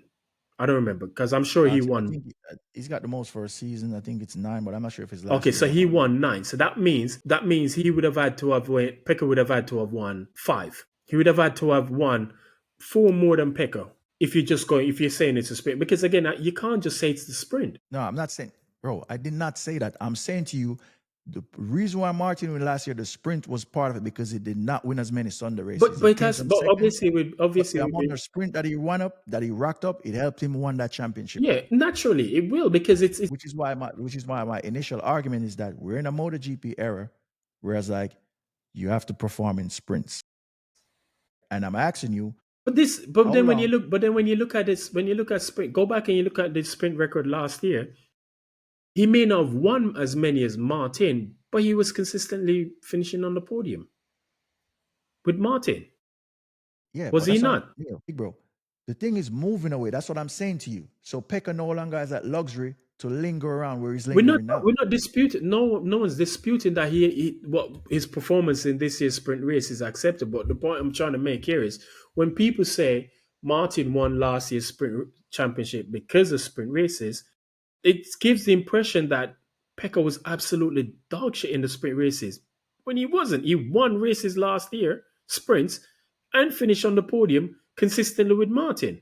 So that's not really why it's the overall picture of why Martin won the championship is cannot just be put down to basically because what he did on a Saturday. Bro, you listen linear, bro. You listening to money. Bro, do I have to really break things? If I say that, I'm talking about contribution. The sprint was very important to Martin winning the championship last year. And Everyone knows that. His no. performance in the sprint. Again, there's a That's what I'm saying to difference. you, bro. I don't. No one's You want me to dispute. break it down? You understand No, what I'm no, saying to no, you, no. What I'm saying to you is, if you listen to people talk, people say the only reason why Martin won the championship last year was because of sprint races. well, I don't know what they're seeing. That's part of it. That's a very Of course, important it part of it has to be because part of it that's because what I'm it's saying to you. literally part So of the now, championship. so to go back to the It's just like in World Superbike, the Super Pole. There's Superbike used to be two races a yeah, so let's go weekend. to sprint. No, they inserted the Super Pole, which is a shorter race, three races. The So sprint. no, Super Bowl is called. It's not sprint. Super Bowl, where you finish in the top nine determines where you start for the second main race on the Sunday. So once the points are included, it's not like Formula One where you don't have sprint. You only have sprint races for what, 6 races? I believe it is this year. 6 races. Sprint races is every weekend in MotoGP, just like it is in Superbike. So obviously, it's the totality of it that counts. We can't just Yeah. separate one So from so the other. as I said, we went long on this. My point that I'm trying is that how long, if this sprint performance continue for Pecco, how long does Ducati tolerate him for? Again, this is his worst year in the sprints, is it not? Is it not? Yeah. Okay. And again, and this is also his worst year on the performance on the Ducati, right? Yeah. Okay, so then asking the question how long Ducati would tolerate his performance in the sprint, I don't know why that's a question because again, this is the first time he's actually been performing subpar on a Ducati since he joined the team. So again, and Ducati has already acknowledged that he's got issues that they're trying to get to the bottom of. So if it's a case of where they fixed the bike and he's happy with the bike, and then his performances in the sprint are as bad as they are this year, just so speaking in future tense, next year, right? And they're just as bad as they are this year, then Ducati is going to come to him and say, "Yo, what are you doing, bro? We've literally fixed the bike. You're performing a much better now. Why is your sprint race performance that badly?" Because again, last year he had a small tank, but he was still winning races in the sprints and he was still finishing on the podium. This year, it's infinitely worse. So asking that question, I think it's a bit premature to me personally. I think it's a bit premature to ask that question now because again, this is the first time he's actually been this This ass is what on a caught up Ducati. Pecco. A lot of the other, like the Aprilias, they've caught up. Our Ducati riders have caught up, right? And that's gonna be his issue. Well, He has to make massive improvements. again, how do we Because know he? now, hold on, Martin is coming back. If what Bez is doing under Ducati under Aprilia is anything to go by, if Martin takes a couple races to get up to speed, It's going to take Martin a good while to get up to speed and get to it's where it's anywhere. it's it's hey man, I don't even want to go longer on Pecco, but he got to get it together, bro. And I think he gets a lot Obviously, of grace because he's a nice guy. I was expecting more, a lot more. I'm disappointed. yep. I'm disappointed. Yeah, because Like, and because I my thing going into the season was I didn't expect him to beat Mark over a season, but what I expected from him was for him to challenge Mark, let Mark work for it, let Mark have to go to his Honda days where he has to go to the extreme, right? And like you said, Mark said, when he starts to push, that's when he makes mistakes. No, when he stops pushing When he is when he stops. makes his mistakes. Okay, whichever. Is because look at this, right? Just to move on from Peko real quick. What I was expecting, right? I expected Mark to dominate him, right? Right? Because as I said, I don't see Peko at the level where a lot of people see him, right? So I expect him to get dominated, but not as much as this. I was saying that, okay, let's see how Mark goes at certain tracks that he doesn't perform well, right? So I was looking at, okay, worst case scenario, he might inch him at say Qatar, right? That's coming into the season. But then I really sat and I thought, like, I had to reassess that. And then I just had to just jump out the window and be like, you know what, man? I don't see you. I see you struggling to beat Mark because I just don't see him at that level, right? And worst case, I expect you to win at least Mugello, your home race, maybe San Marino that's coming up. But for me, I'm not surprised. I wasn't even if Alex wasn't in the way, right? I would probably still see him finish second at most of the races already. I didn't, like I said, my expectation was simple as this. I expected him to give Mark a run for his money. I don't think he would have beaten him over the season, but I think Yeah. Mark would have gotten a harder And pushed a challenge little bit more. pushed him harder than any other his previous teammates. Yeah.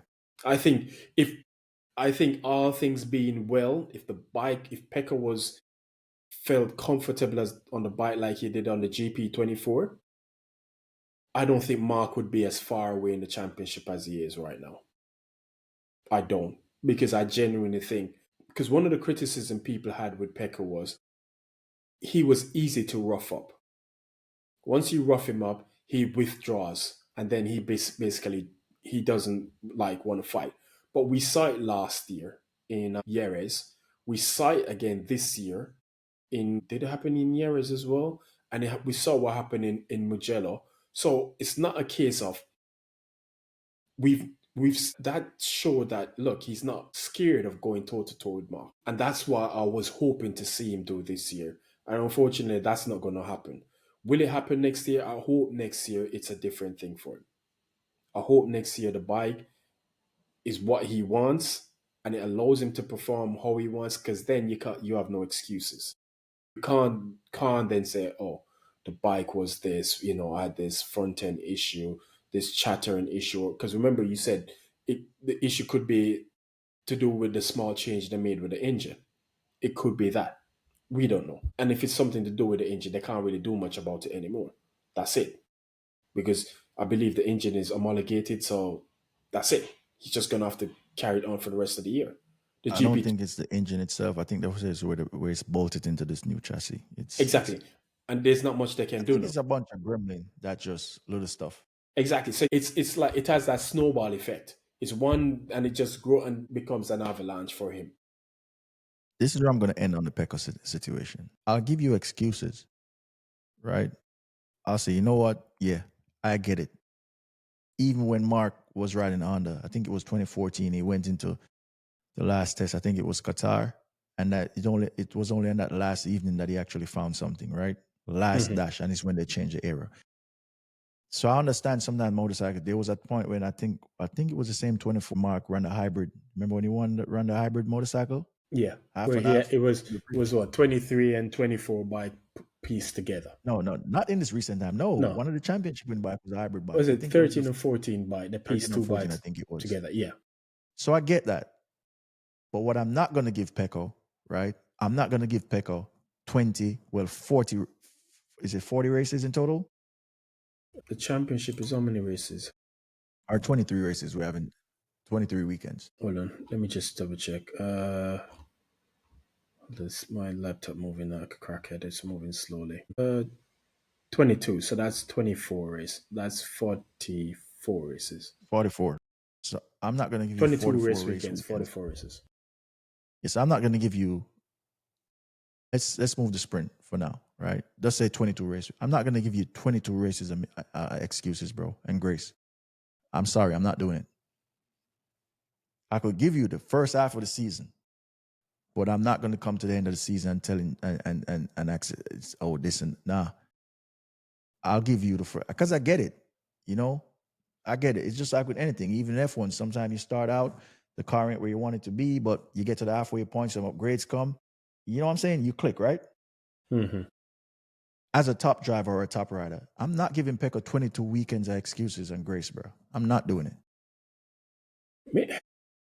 So Fair now enough. I'm not brutal yet. Wait until the season ends. Fair enough. If he hasn't picked it up at the end of the season, I'm not giving a 3-time world champion a whole season's grace, bro. Just think about what we just think about it for a second. But What other I world mean, champion, any, even as bad as thing, even though Lewis changed team, bro, they're giving it to him, bro, because what? It's an expectation of who you are, right? It's an expectation, bro, and I don't think Peko should be exempt from that. no, not at You all. know, He's not. No one is Lewis, above criticism. yeah, because No if you one look is at it, above it. Lewis is getting it, and we could really say, well, Lewis is new to the Ferrari team. Give him at least a season. You know what I'm saying? Mm-hmm. Because of what he is. He's a 7-time world champion. That comes with something, right? So for me, I'll give Pecco the first half. So we're going in, I'm giving it, so Bruno, the next race, which is coming, we're going to discuss real quick. That's the next race, season's summertime. So Pecco better come back with something from now on to the end of the season.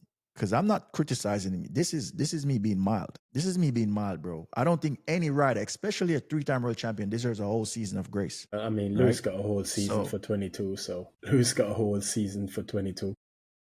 So So yeah, but that's it. Pecco, love the guy, but you just need to get it together, right? We did mention him earlier, Acosta. I'll let you run with that one. yeah, I mean, look, we're not going to spend too long on this because we're pretty much running out of time. But we've had this discussion before, and I said to you, my problem is Pedro Acosta is he crashes too much.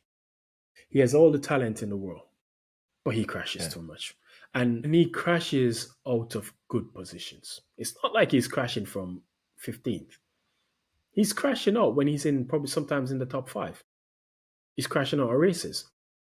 And for as good as he is and as quick as he is, that becomes a problem. What's that? What's it saying about you can teach it? What's it something about teacher? You can't You teach can teach a a crasher not to. A crasher could learn not to crash, but you can't teach a slow rider to be fast. yeah. But I And don't. that's Pedro's saving grace.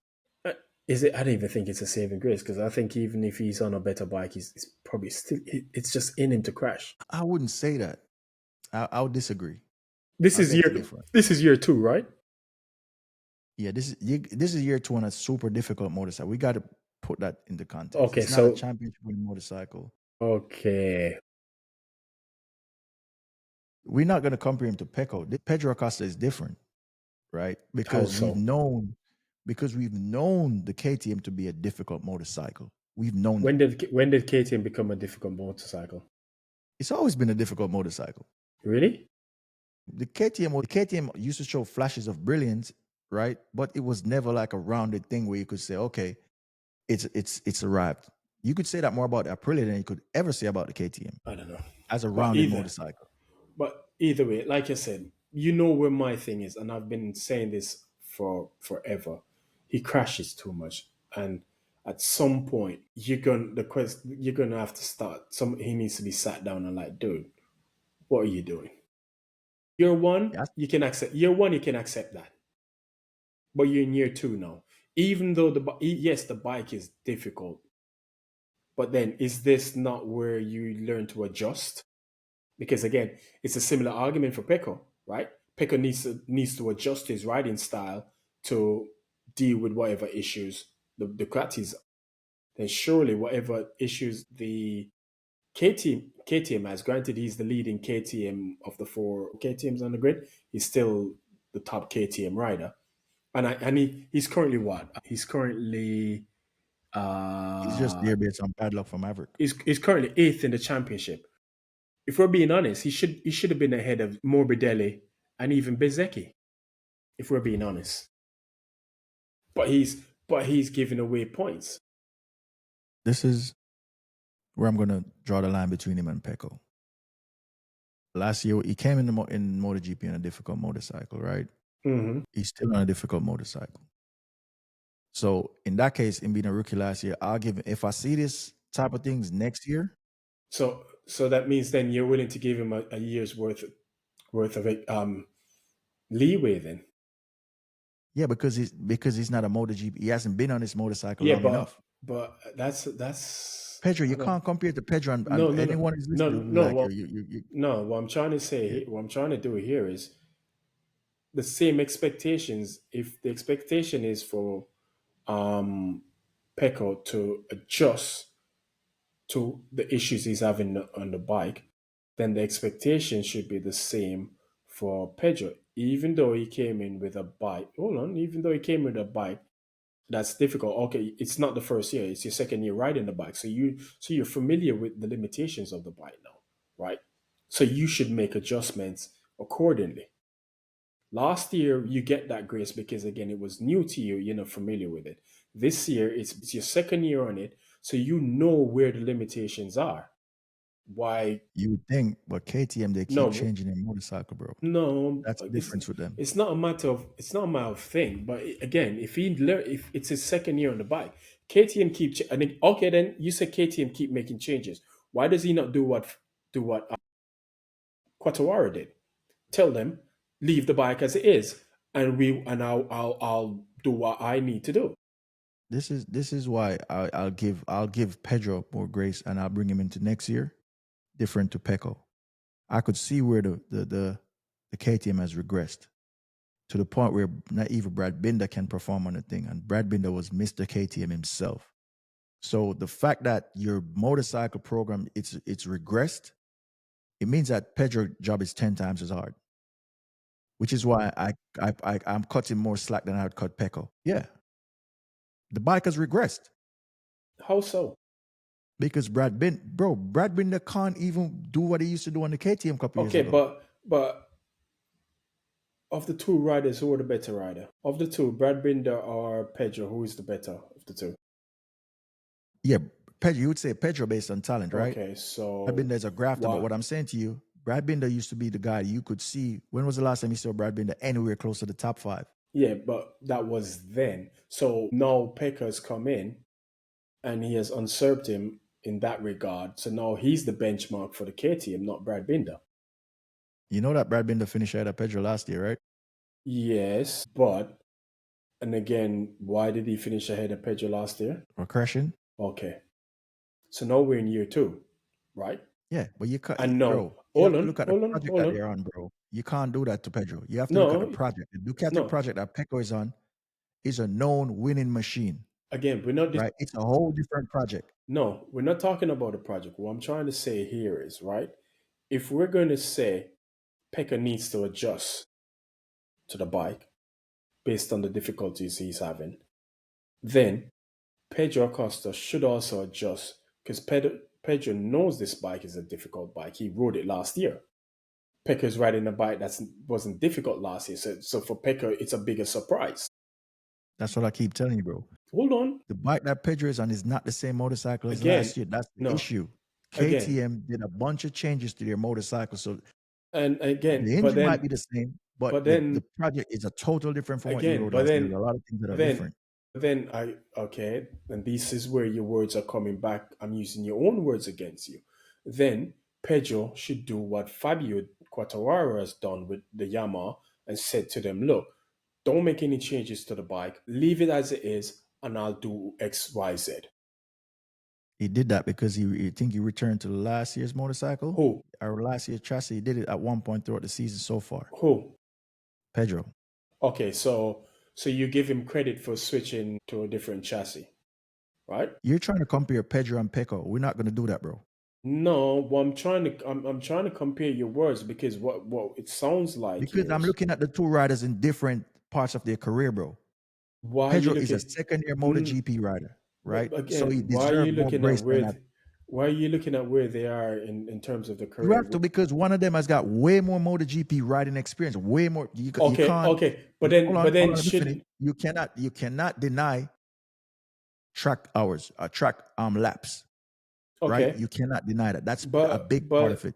but then Track time, but track time. then okay, but then should that not then be reasons why Peko should be offered somewhat a bit more grace because again, he's been here long enough, so he knows what's a good bike, what does a good bike feels like, and if he's saying something's wrong with the bike, Yeah, why? he's on a good bike. What do you mean by what a good bike feels like? He's on a great motorcycle. Again, not for him. Mark, He's it's on a a great for Mark. It's a great motorcycle because Mark never rode the GP24. Peko rode the GP24, so he knows what a really good bike feels like. yeah. And the So GP24 is still not winning the championship right now. again, that's beside. That's beside. It's not about winning. That's beside the point. The point the comparison I'm trying to draw here is, Peko knows what a good bike feels like. For him, the GP25 is not a good bike because he doesn't get the same feeling from it like he got from the GP24. Mark doesn't have a problem with the GP25. If Mark was on the GP20, Mark would probably be performing the same way because again, you said there's not that much difference between the GP24 and the GP25. But for Peko, Alex never rode the GP24 until this year. So Peko, of the three guys at the front, Peko is the only one to have ridden the 23, the 24, and the 25, right? Yeah. And for him, the 24 is terrible. But for Mark, And 25. the 25 is terrible. But for Mark, the 25 is great because the only Yeah. thing he has to benchmark it against is the 23. Yeah. Peko is benchmarking the 25 against the 24.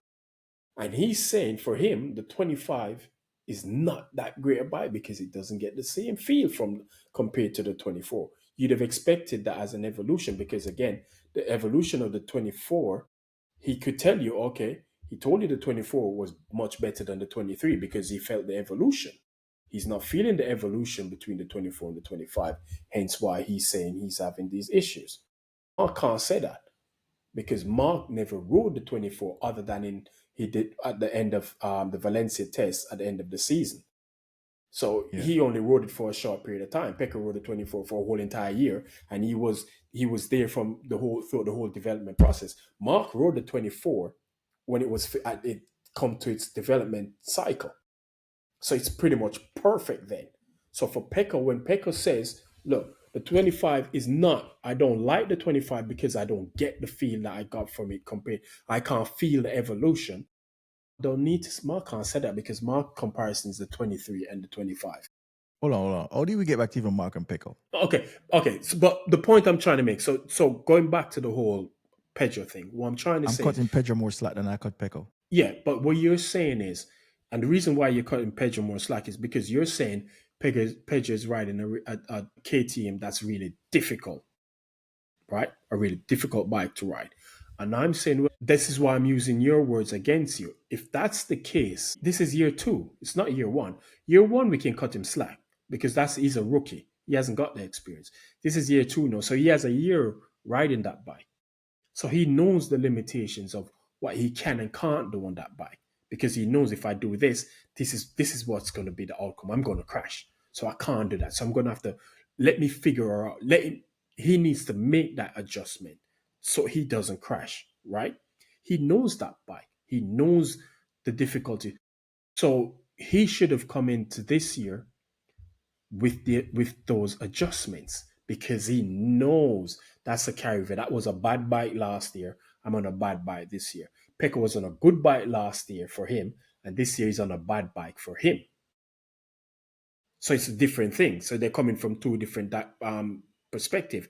Yeah, Peko but I'm always knows gonna that. cut the Hold less on. experienced guy more slack, bro. There's nothing difficult in that Yeah, to understand. but you're only okay. Fine. Yeah, I'm not sure if I even comparing them. One of them is a second year I'm not rider. comparing them. What I'm comparing is you've no clarified it why you're doing that. You're doing it based on experience. You're willing Yeah, to you cut. could anyone you ask be like Pedro Acosta. Which one? Yeah, he's a second year rider. Probably ain't got in his feet. Maybe he's just not adjusting as fast, right? But he's still a fast rider. He just needs to iron out some kinks. Peko is Yeah, how many years on a Ducati? How many years in MotoGP? I think when did he come in? 17, 2018, 19? Just give me a second. I'll tell I you think he when he came came. in on the Pramac in 2018. I think he came in on the Pramac. Okay. Check. I think he came in on the Pramac in 2018. 20. 2019. Okay. So 2019 he came in on the Pramac. And where we know here. So 6 years. Yeah, bro. Yeah. I'm not gonna do that with a second year rider compared to a 6-year veteran, bro. Pedro Acosta I next don't year want is when I don't want you to compare them. What I'm looking at is a bit of fairness, because if you're saying that, Peko should make adjustments so his performance, and again, like I said, I'm not saying that Pedro shouldn't. I'm saying that I'm cutting Pedro more slack. you're He's a willing second year rider. to give Pedro a Yes. whole entire year worth of. Compared to a 6-year rider, yes. Okay. Every day of the Okay. week. So when would you want this side that you know what you're gonna start criticize Pedro? No, Pedro for me, right? I'm giving Pedro, I want to see what he does next year, right? I'm So giving him what? this Okay. year So because I know the project that they're on. Because I'm looking at the overall picture, bro. You're looking at one thing. I'm looking at the team he's in, the motorcycle he's riding. It's a regressing thing. The KTM has not improved this year, right? To the point whereas, because as I said, go back to Mark with the Honda, even when the Honda was bad, the guy who would do stuff on it, which is Mark Marquez, would still do stuff on it in its worst times, right? mhm. In the KTM fold, that was Brad Binder. Now the KTM has regressed so much, Brad Binder cannot even get a good result out of the thing. So to Yeah, me, but that bike has regressed. again, Brad Binder was a senior rider last year, but no one really thought he was the better of the two riders. I'm not talking about who's better. He's the one that Mm. used to do the business on the bike. That's what I'm looking at. He was the one, and now it regressed. He'd be like, well, if Brad Binder can't even get a good result out of this bike as a veteran who's been riding that bike from time, right? I'm looking at Pedro like, okay, I'll cut you some slack because if it was a situation where Brad Binder was still doing what he does on the KTM, and I'm like, okay, the KTM looks like it's still got a little thing going on. Then I'll look at Pedro like, yeah, bro, you need to get together. But Mr. KTM himself can't even do nothing on the KTM, right? In terms of the only thing I would say I'm surprised by Maverick on the KTM, right? Mm-hmm. The only thing that's beating Maverick is he's just bad luck, right? But Pedro, after cut him a little slack, man. He's a second-year rider, and I don't expect him. I'm not going to cut Peko the same grace as a 6-year vet as I'm going to cut a second-year rider, bro. That would be just crazy of me. That would be crazy of me to do that. Next year, that's it for him. You better get it together, Pedro. Okay, cool. Right? But He's anyway, a second-year rider, so I'll give it to him. but with the rumors surrounding the rumors that he could end up on a VR46 next year, we know who's is it? Digi. We know Digi is on a Ducati contract, isn't he? Yeah, I think so. Yeah. He's on Yeah. a Ducati. Him and Yeah. Fermin are on Ducati contracts, Yeah. right? So if he's going to end up on a VR46, Morbidelli is currently where? Where's Morbidelli in the standings? He's Morbidelli going is currently superbikes, fifth. bro. Yeah, but Morbidelli is fifth in the championship. It How doesn't do matter. how do you make the case to get rid of Morbidelli? Hey, it doesn't matter. They don't have to make no case. Why not? Let's give him a bunch of money and send him over to He's Super. only 3 points behind Digi. Is Morbidelli going to win you a championship? He's never been on a No. bike to win a championship. No, he's not going to win you a championship. Pedro Acosta has way more upside than Frankie Morbidelli, bro. So that's a easy spot. Oh, okay. That's a So easy spot. You gotta you think if these rumors are true, then they should get rid of. Then it's more likely Morbidelli going to lose his seat. yeah. Okay. Yeah. It's Cool. easy. That's not difficult. All right then. Cool. Let's see what Because you got to happens. remember, you could be fifth in the championship, right? But are you going to be fifth in the championship every year? Am I going to get that from you every year? No, you're not going to get that from Frankie Morbidelli every year. But you don't know if you're going to get that from Pedro either. Well, You don't Pedro's know if got you're more going to. upside. Yeah, but you don't know if you're going to get that from Pedro either. He might have more Yeah, but bro, upside. that's a crazy argument because you never know. Exactly. In terms of but you got to go off. Is Pedro a phenomenal talent? That's the question. Was Mark Marquez a phenomenal talent? Mm-hmm. Was Valentino Rossi a phenomenal talent? Lorenzo, all of these guys, and they end up proving themselves, right? Mm-hmm. It's the same thing. So when you're looking at that, Pedro, Frankie is not he didn't came Yeah, in but as with what Pedro is coming in. we've So seen phenomenal talents not prove themselves either as well. name of the last one that came with that type of pedigree that didn't prove themselves.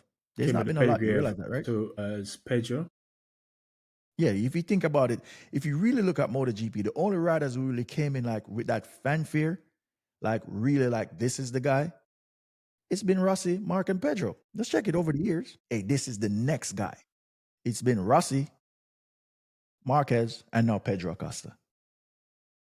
And these are it's crazy enough, these are the only three riders that's won both Moto3 and Moto2. Well, 125 at the time for Rossi and Mark. They did the double. Pedro did the double. No one else has done it. Okay. Well, let's see. Right. So he's got the pedigree, which is why you would have to bet on him, because he's got that. Because if you look at history, well, Rossi did it, Mark did it. He's the only guy that came in as hot as these guys. So you would have to bet on him, right? Mm-hmm. If it fails, it fails. But you'd be crazy not to bet on him. Fabio came in with that, but Fabio didn't do what he was supposed to do in the lower categories, right? Because they had to change the rules for Fabio. So Fabio, and but yeah, that's it on Pedro. Because we got to wrap. But I got one more thing I got to ask you. Speaking of Fabio Quartararo, you say sometime, and I see how people, hey, what if Fabio gets on a Ducati? And I'm looking at it like, well, if we already admit Fabio took the bag. Fabio took the bag with Yamaha. I mean, you can't blame him, though. Because if his management, or say, if Fabio really wanted to get on a Ducati, Fabio probably would have been on a Ducati, because he had the pedigree to go knock on Ducati's door. Huh? But which Ducati would he have been on? At this point, it doesn't matter, right? I think it does, because I don't think he was going to get a factory ride. Right? You're telling me that you wouldn't think if Fabio really went knocking, he probably wouldn't have gotten like a Pramac seat or something at some point? Yeah, that's yeah, again. But he wouldn't have gotten a factory ride. Why wouldn't he, though? Because at that time, the conversation was the next person possible moving up to the Ducati factory team was Jorge Martin. Yeah. So Fabio wouldn't have gotten a factory Ducati seat, because they weren't. Prospective recruit was going to be Jorge Martin. So Fabio. So the most Fabio would have gotten was a satellite team, probably end up in a situation similar to DJ or Fermin, where he's on a satellite team with a factory bike. But and in that case, what do you do? Again, the Ducati is good enough for you to win races, no matter what Ducati you're on. Yeah, but again, if he find, and then it opens doors, bro. Let's keep it a buck. Yeah, but would it be good enough to win him the championship? Again, we don't know. We don't know what. You don't have to win the championship in the satellite team, bro. You just need to perform. Whereas the factory team is looking at it like, whoa. Because if hold up a second. Satellite bikes, hold up a second. Jorge Martin won it on a satellite team, and he didn't get a factory ride at Ducati. No, that's what I'm saying to you, bro. Listen to what I'm saying. Fabio could have found, if Fabio really wanted to get in the Ducati stable, right? If he really wanted to, with his talent and the fact that he's a world champion, there's no way you tell me Ducati turned him away. He wasn't going to get a in the factory team. You do realize that probably that would have changed the whole trajectory of Marc, right? If Fabio had found himself in a Ducati. But he was that. But that's the point I'm trying to make to you. He wasn't going to get into the factory team because. Well, you can't say that, bro. Because why you keep saying that? Because listen he's to me, a world champion and he's got. Listen to me, bro. Listen to me. Because you go back and you listen to the conversations in 23, 22, 23, 24. The very next person up in that Ducati seat to partner, Peko, the talk was Jorge Martin. Yes. Okay. So the likelihood of Fabio sauntering his way up to the front of that queue wasn't there. Yes, so the likelihood, no, it was, yes, bro. It was. Let's be honest. Okay, let's be honest here, because let's be honest here, and we had this discussion before. The reason why Marc got that factory seat was pretty much he forced Ducati's hand, right? We can all agree on that, right? Because the conversation at the time was Marc was for Marc to stay in the Gresini team, right? And be given a GP25. And Marc says he does not want to stay in the. We know the story. Yeah, he does. Let me finish. He does not want to be in a satellite team. He wants to be in the factory team because on that old argument, Martin was going to get the factory ride at Ducati. And the fact that Marc says, yo, is either I get the factory ride or I retire, pretty much forced the Ducatis. If Marc was happy to stay at Gresini and take the GP25, Jorge Martin would have been in the factory team right now. So let me ask you this. With you saying all of that, what did Marc do that based on? What gave him again? the chips Marc used his record what he has achieved in the sport. Let me, well, again, that's a So different. none You of it was can't, based on his performance in the GP. again, even on the Jeep, No, answer the bro, question. dude, listen to me, man. Even whilst he was up performing on the Bro, you're GP, straying the point. You're not getting I'm what I'm not. trying to. You're missing the point. You're not letting me finish. I'll let Even you whilst, finish because you're still straying from. So I'm saying to you, what he did with Honda, yes, but he still performed on the GP. So my argument is again, that he right, performed on Fabio the. also could have. No one's arguing again. You're not listening. Yes, he performed well on the But you GP didn't even let me 23. finish my point, bro. Finish your point. I'm saying to you, if Fabio had found himself on a satellite Ducati, which is as good as another Ducati, right, and performed, put in the results and performed, it would have given him enough clout to say, No, yo, it I wouldn't want to go have. to the factory No, it team. wouldn't have. No, it wouldn't have. No, it wouldn't have. You know why it wouldn't have? Because you're comparing a 7-time world champion to a guy that won one championship. So Mark has more clout. Let me finish. Mark has more clout to play with Martin than wasn't a champion. Martin wasn't a champion at the time, bro. What are you talking about? I'm talking about. Martin wasn't Mark. I Martin was a said champion last Mark. year. No, we're not talking about Market. I'm saying to you, Fabio, if When did Fabio, Fabio resign renew his contract with Ducati with I Yamaha? think, was it 2 years ago? 23. 23, Yeah. right? And when did Who lose were yet? the title championship in 23? Martin and Peko, Okay. right?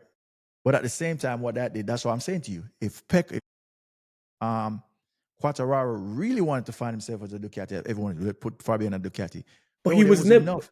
But there's No, some. bro. But He could have, if he had gotten there, remember, Enea Bastianini wasn't performing on the factory Ducati, right? So even if, in okay, when Fabio what found year? himself on a, What year huh? wasn't what year Bastianini was performing under factory Ducati? Bastianini never performed on the factory between it. All of his great results came on on the Grassini, bro. 2 years he got, one of the years he was injured for most of the time, and then he just didn't perform. He just showed flashes So of it. where did okay? But he was injured. But when he was, you tell me. So Bastianini didn't win any races on the factory Ducati. His performance was underwhelming for a factory rider, which is why he lost his seat. He lost his seat to Enea, Mark. huh? He lost his seat to Mark. He was going to lose the seat to Martin. They didn't renew him. What are you talking about? Okay, so again, So now, let me give you my Fabio scenario. So if Fabio had found himself on a Ducati, right, with Bastianini not performing, even if Martin ended up going to the factory team and Fabio performing whichever the Ducati teams he's in, right, whether it be Grassini or wherever, now he's probably was going to get, he could have gotten the Pramac Ducati, right? Right? mm-hmm. Ducati probably would have signed him up and be like, yo, Pramac say, we're going to give you Fabio Quartararo. So now Fabio Quartararo is in the Jorge Martin position in a Pramac team with Martin and Peko in the factory team, right? But that's So but now, that's literally the argument I made. I said to you, he wasn't going to get a factory ride.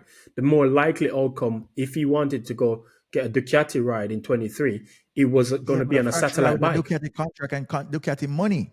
That's the difference. When you sign a Ducati, you get Ducati money. You're not getting Pramac money. You're getting Ducati money. What does it matter? But hold up a second. Because But hold up Martin a just second. did what you just said. Martin won on the Pramac. So why Fabio couldn't do it? But hold up a second, bro. Listen to what I'm saying to you. We're not talking about winning. What I'm saying to you, if only Ducati Fabio would have found himself on, Quartararo would have found himself on, would have been a customer Ducati factory customer team. It was never going to be in the Right? main team. It could be a Pramac, right? Yeah, but that's literally what I said to you. It's a customer team. That's literally said to With you. a The only with a, thing. on a factory bike, Let me right? no. That's literally what I said to you. He wasn't going to get a factory. He wasn't going to get a factory ride. He was going to get. He was going to get a similar. I said to you, he's going to be in a situation similar to Digi and Fermin, whereby it wouldn't be a. I don't think it would have been a Ducati contract, Yes, but and that's my it verb. It wouldn't. doesn't have to be red. He would have been in a customer team on a factory bike, but he won't have the same support as the main factory riders. He would have had the support that Martin got. That just won the championship. Bro, So you're basically saying what I'm saying. It doesn't matter yeah, if he's in red. but the different, but yeah, no, but it matters to him because it's a factory ride he wanted. You would have wanted a factory So ride. you're telling me that you tell me that Fabio would rather stay in Yamaha and struggle in mid pack rather than ride a Pramac that can win him a championship with That's full literally factory what he support? signed up for.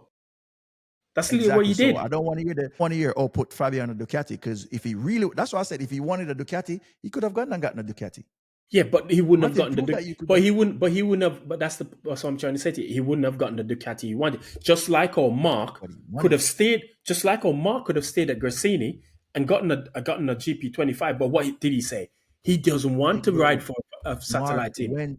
Mark went to a satellite team. Mark had proved no what he could choice do. but to go to a satellite team. That's what I'm saying to you. But Because at the end Mark of the had day, two. Because man still cut his contract, big bro. what? Man could have stayed at Honda and collect. That's why I said Fabio took the bag. If But he wanted a even Ducati, then, he could the have gone Honda on a Ducati. wasn't the what Honda. But that's what I'm saying to you. It doesn't matter. Marquez was on a big contract. He cut that to say, you know what, let me go try this second-hand motorcycle, right? To get Yeah. to where I need to get to. So Fabio chose the money. If he really wanted a Ducati, he would have been on a Ducati, bro. Let's be honest about this. No, Or at least I've try. never not said Fabio took the money over anything else, and I don't blame him for taking the money. But I'm saying this is what's going on in MotoGP here. Fabio put him on a Ducati. Bro, if I Fabio don't. wanted to be on a Ducati, You know he what? would have been on a Ducati. You know what? I've never He seen chose that money. argument. I've never seen that argument where people say put Fabio on a Ducati. I've always said I've pretty much seen people say, yo, if that Yamaha was a better bike, as good as the Ducati, and I think I said it in the last part in what was it? What was the last one? Assen. I think I said it in the Assen. Look, if Fabio was on a bike that was anywhere as good as that Ducati, he'd be giving Mark problems. And I think that's the conversation. I don't think anyone is realistic in saying put Fabio on a Ducati, because we don't know if how he'd perform on a Ducati. He might go on a Ducati and be ass. But on a Yamaha, we know for a fact if that Yamaha is good, Fabio is going to be lethal. He's going to be there. I just think Fabio could have been what Martin is. That's just I don't know about that. Is Fabio more talented rather than Martin? Yeah, I'd say so. Yeah. Yes, he is.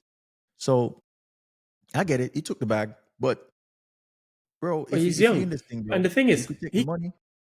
At his age, taking the money made more sense. Because if it doesn't work out, he's still young enough. Where Mark is 32, and look what he's doing on a Ducati. Fabio is 20. God, I can't remember how old he is. Let me find out. I think like 26. I think he's like 26 now. Well, and he was born 1999. Yeah. So he's 26. So he's still 26. Relative. So he's still only just starting to hit somewhat his prime years. Yeah, have you seen the guys that are coming up? So what? Have you seen the guys that are coming up? None of the guys coming up scares Fabio. Bro, to me, are better than Fabio. When I look at it, bro, I just always think, man, if you should be gunning to get the best. If you're about this racing thing and about wanting to be champion and be that guy, go find. But he wanted. It would have been. I would have been more pissed off if he hadn't already won a championship. But the fact that he won a championship, it made sense for him to take the money. You secure the bag because you've already won a championship. If you didn't win a championship and you went for the money, when you could have gone somewhere else and then take a chip, that's why. That's what. It's the baddest thing, B. As much as he's not my guy, one thing with Valley and the 93, the 46 and the 93, the man is all about racing. The money will come. Yeah, again, I gotta respect those guys. Yeah, but these guys won championships. That's why the money came. Fabio just won one championship, and that's the time the money started to come after his only championship. So why? And again, it's a factory team he's in. Yeah. You have to remember, because you talk about Martin. Martin started his career in a what? A satellite team. Satellite team. When Fabio came in, where was he? Satellite team. Who did he ride for? Yeah, Petronas, yeah. Yeah, right? True. So, true. I just personally think Fabio don't want the smoke, bro. Fabio don't want to smoke. All right. Well, you know what? With that talent, bro, there's no way. That's what I always say. You got your managers, if it's your little friend out, bro, you got to have managers who are going to put you like. Yeah, but. Unless you say, you know what? Find me the most money on the grid. If that's what you're riding for, cool. No, but. Kudos. Right? But But if I Yam, don't see. but if Yama is throwing, but if Yama's throwing the book at him, the check at him, and like, yo, you want a chip? Because I'm sure Fabio is getting as much money as Mark, right? Fabio is one of Yeah, the bro. Because highest paid. look at the contracts aren't really big money contracts. Yeah. So I'm sure Fabio is making at least 20 mil a year. I think. Hell no. No, Making no 20 mil a year. Hell he's no. definitely making bank though. He's making back. He drives a McLaren, bro. Like he's making money, bro. Right? Fabio is just right now. Fabio is taking the bag. I get it. I can't be mad at it. But for those who are talking about it, allow the Fabio and the Ducati thing. If he wanted to be on a Ducati, he would have. He would have had Okay, his management go knock on those doors and get him one of those nice factory Ducati rides. so Prove right himself now, on it.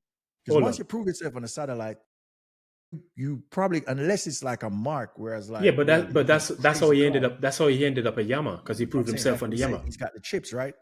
But I'm But saying at hold the on, same time, right. Hold on. I'm reading this now. Fabio Quartararo is reportedly the highest paid MotoGP rider, earning estimated 12 million euros per year. yeah, 12 million, Yeah, right? So he took the bag.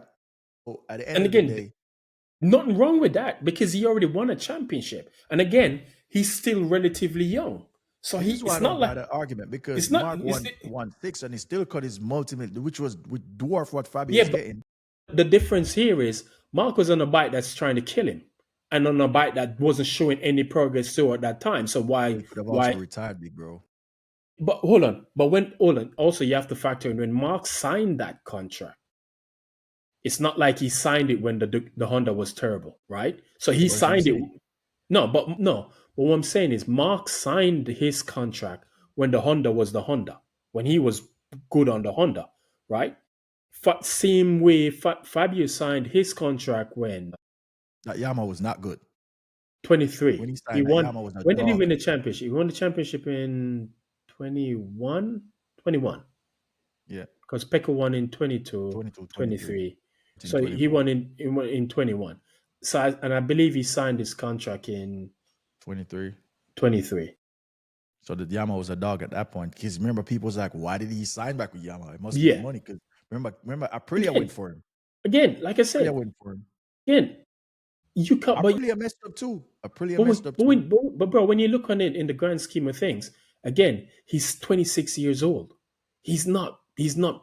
He's not 34 or 35. He's 26. So his prime years are still ahead of him. He's, if I'm not mistaken, he's younger than Pecco, right? Yeah. And he's younger than Martin, right? Pecco is what? Pecco is 28. Yeah. Peko is getting Pecco up there, turned bro. 20. Pecco turned 28 in January. So Jorge Martin is what? Roughly Jorge about the same Martin age. is, hold on. Jorge Martin is Same age as 27. Quartaro. Quartaro, yeah. No, Just a year. 27. He turned 27 in January as well. So Fabio is still relatively young in MotoGP terms. Taking the money to stay at, it's not like, again, he's a world champion, like you said. If the Ducat, the Honda, Yamaha thing doesn't work out, he can go somewhere else. Ducat, Yeah, Honda man. will take him. I just say I respect it. I respect it. I just think that when you're about this life, bro, you go find the best motorcycle Yeah, and but just again, get some championships. but I don't he's want already it to won a be champion. He's already won I a don't want champ. your career to be a what if. I don't want your career to be like, well, if It can't be those a years what were if, but it can't. if Peko was if Quartararo was on the Ducati, But nothing would have happened, bro. his career can't be a what if because he already won a championship. No, I'm saying So his career can't be a what if. when you talk about the Ducati history, this purple patch that Ducati is having, I don't want to hear if Quartararo, because he could have gone there. So that's my thing. Keep the He money. could have got. He That's would have cool. gone to a satellite team. He wouldn't have gone to a factory team. That's what I'm Let's saying. It be doesn't honest. matter. We just saw a satellite back when it does not matter with Ducati money. You didn't say satellite bike, Cool. Either way, Yeah, it did either Martin way, win in a satellite team. yeah. But he was on a There's factory nowhere, bike. there's nowhere where I see Fabio Quartararo, which the whole paddock know is super talented, not get a Ducati contract if he really went and pushed for it. Probably the money won't be the same, but everyone knows that when you talk about the talent pool, Fabio is top three, maybe top two on the grid right now. Yep. Which is So why, there's no way, when you just said, look at who's coming up, I laugh because nobody's coming up better than Fabio right now. Nobody. right? There's Pedro So Acosta is not better than Fabio right now. Let's be honest. There's nobody coming through the ranks Pedro is better. Pedro is more talented from what than I've seen. Fabio. All right, Yes. let's go to rate the race. Let's go to rate the race because we're not gonna get into this because we're not doing What are that. you basing it on though? All You right, you we're got to not. look at what Pedro when Pedro came. Pedro Mm-hmm, came with he can do this, he could do that, right? Man won mm-hmm, the 125 in his rookie season. mm-hmm. Moto 3 in his rookie season. Yeah. Man won in his rookie season. Man went to Moto 2, same trajectory as Mark, almost won it in his rookie year. Didn't win it, go on to win it in his second year, Mm-hmm. right? So far, Pedro has proven that what I came with, I come with the smoke. He did that. Fabio came in with the same thing, didn't do it in either category. Fabio only came good when he got on a MotoGP bike. We can already see that Acosta is good, has got MotoGP speed. He's not slow. He's got MotoGP speed. So it's just a matter of whenever he irons that out, right? So of course, talent-wise, Pedro is one of the most talented we've seen on the grid since Mark Marquez, bro. All right, cool. Still, we're not gonna. Never mind. But anyway, let's rate the race because I can hear Ace in the background making noise. My man want his food, bro. So Race. rate the race. I give it a 4.5 out of 10. It was boring Oh, as bro, you hell. tripping, bro? With this, with what, with all the yeah, I give the rate. I give the race a 6, bro. I give the race a 6. All right, then cool. You get 6. I I only give. watch race for. I don't only watch races for the finishing of the grid. I watch a race for intensity as well. And that weight race was a bit dicey. That's the sprint, and then Sunday it was a race of attrition, bro. So I mean, only it 10 was riders finished the race. rough. So I'll give it a 6, right? Because me, the way I look at the race is it's not only where the finish, it's about the intensity. Because I tweeted it. Man, to be a Mark Marquez fan is it's rough, bro. I could tell you that much, right? It's a rough situation to be in because even with that speed, you know you're gonna get something. And you just be like, he does have it in him to fuck around and find out at times, right? So even though I'm watching that race, I'm like, so it was intense. It was an intense race because when you see people that's crashing, you never know who's next. So that's why I give it a 6. Yeah, but no one Right. was think Mark was gonna crash. But anyway, Yeah, but all right, yeah, then cool. Bruno coming up first time in 5 years, right? Martin returns. Yeah, Martin returns. I don't really have much expectation for him. I think he's gonna struggle. Because obviously it's gonna take him some while to get up to speed. Because he might be fit, but he's not MotoGP fit right now. So it's gonna take him Yeah, some while to get up to speed. And yeah. I want to see how the relationship evolved with him and Aprilia now Fabio. after all that rigmarole because that situation still has not been resolved as yet. Yeah, and he's basically gonna have to go reclaim his spot because Bezeki's the man in that team right now. Which yeah, Race win, podiums. Yeah, Martin's gonna have to go in and just humble himself, right? yep. He's gonna have to So humble himself.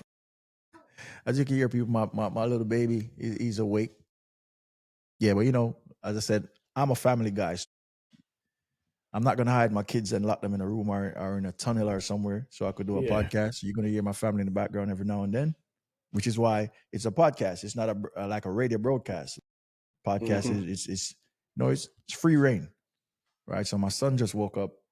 He's trying to touch all this equipment, but shout out plus to Ace. I need to go out and get my 10K steps for today. Bro. Yeah, but yeah, let's see what Bruno I'm on modular a light track. 7 day um thing. I've knocked it off for the last 7 days. So I want All right, to bro. carry on. Congrats All for right. that. And let's. What are your predictions for the upcoming Czech Grand Prix? Obviously, easy win for Mark again. Nobody's really. So it's a case of who finishes on the podium. I'm going on the podium. I'm going Peko and Fabio Quartararo Fabio on the on a podium. Magella light track. That's bold. Yeah, well, That's I'm a bold. Fabio man. I'm a Quartararo dude. So I'm putting. So Lewis Hamilton is going to win races Yeah, in bro. that But even that, Ferrari. but you still got to be in your podcast. You got to be subjective, bro. Yeah, and I'm being subjective. I think Fabio. Right. Could spring a surprise. Let's see what I hear happens. you. He could spring a surprise. You never know. Yeah, I he mean, could. let's be honest. Did anyone think Peko was going to finish on the podium in Saxon Ring? the thing is, where I do my prediction from, I'm just doing all goes well. If permutations come it's weather, whatever, tire blowout, whatever, I'm just looking at form. And Mhm. I can't see Quartararo on form. I can't see him. Considering this track is similar to Modular in terms of the speeds and stuff. So yeah, I can't see it. But as you say, all not going well, possibly. So going to put Mark. I'm gonna put Alex based on what he did at Saxon. So it seems like the injury isn't causing him too much. I'm gonna put Peko in asterisks for third, to be honest, because for some Now, reason did I think that's the thing. From third onwards, it becomes tricky because Bez is performing, right? and it's a free flowing track, and again, it's Yeah, Bez Mugello is there, Ascen's type so which is track. why yeah, I'm gonna put the asterisk over that over the third place because it could be I got three riders who could finish third. So that's Bez, Peko, and Digi. They- All right, there you go. Yeah, so let's see, but let's see what happens. First time there in 5 years, so let's see what type of race we get. Let's see Should what type of be. race Let's we hope get. Mark doesn't bore everybody to death Hey man, it's for the rest to with step another up, man. boring another. Hey man, gave the man the equipment, gave the man the equipment, and he's doing the business, Yep, right? So it's for the rest to figure it out, true. right? So it's like you just gotta. I just see it as this. I just see it as just watching greatness. Let's see how far we could push this season and see what we get at the end and see what type of history is made. That's what I'm looking at, right? That's what I'm looking. And All right, then cool. we didn't because I had audio issues last week, so the Ascent one didn't go out. But yeah, this dude this is it Bor Yeah, yeah. So my condolences to his family once again in the motorsport world, motorcycle, not a fatality. We never want to see that. But it's unfortunate that that could happen in any given weekend, right? yep, So my condolences to his family and his friends. And once again, we the motorsport family have lost another rider. Or that Dorner is trying to wash their hands off it, which is just nasty work. yeah. Apparently, saying there wasn't enough marshals at the track on the Thursday. What Dorner is saying is that it wasn't their event. Their event started Yeah, the next day, but the event is actually on the Dorner calendar. So that's just nasty work, bro. yep. I don't agree with that. So RIP, my condolences. And the way he died was just messed up. It's not like he died from the crash. Mm-hmm. He crashed. There wasn't enough marshals to put out the flags. Once again, lack of marshals. Went to get his bike and he got hit by another rider. That's a sad way to die, bro. It's not like he died. It's not like you. I'm sure you could rest well if you died because of the crash, Mm-hmm. Yeah, so it was just a sad situation. So my condolences and RIP to him. But yeah, we're going to wrap here. Once again, thank you all for listening to the Grand Prix Project podcast. It's been a pleasure doing this episode, over 2 hours. But some people say they like the long form. So if you don't like to listen in one go, just listen in pieces. I'm quite sure a lot of people do long journeys. So perfect. So yeah, once again, thank you. Right. Ace, come here. Come this way. Say, Thank you for listening for the Grand Prix. all right, then, folks, that's it. All right, then. We All are. All right, right, cool. cool.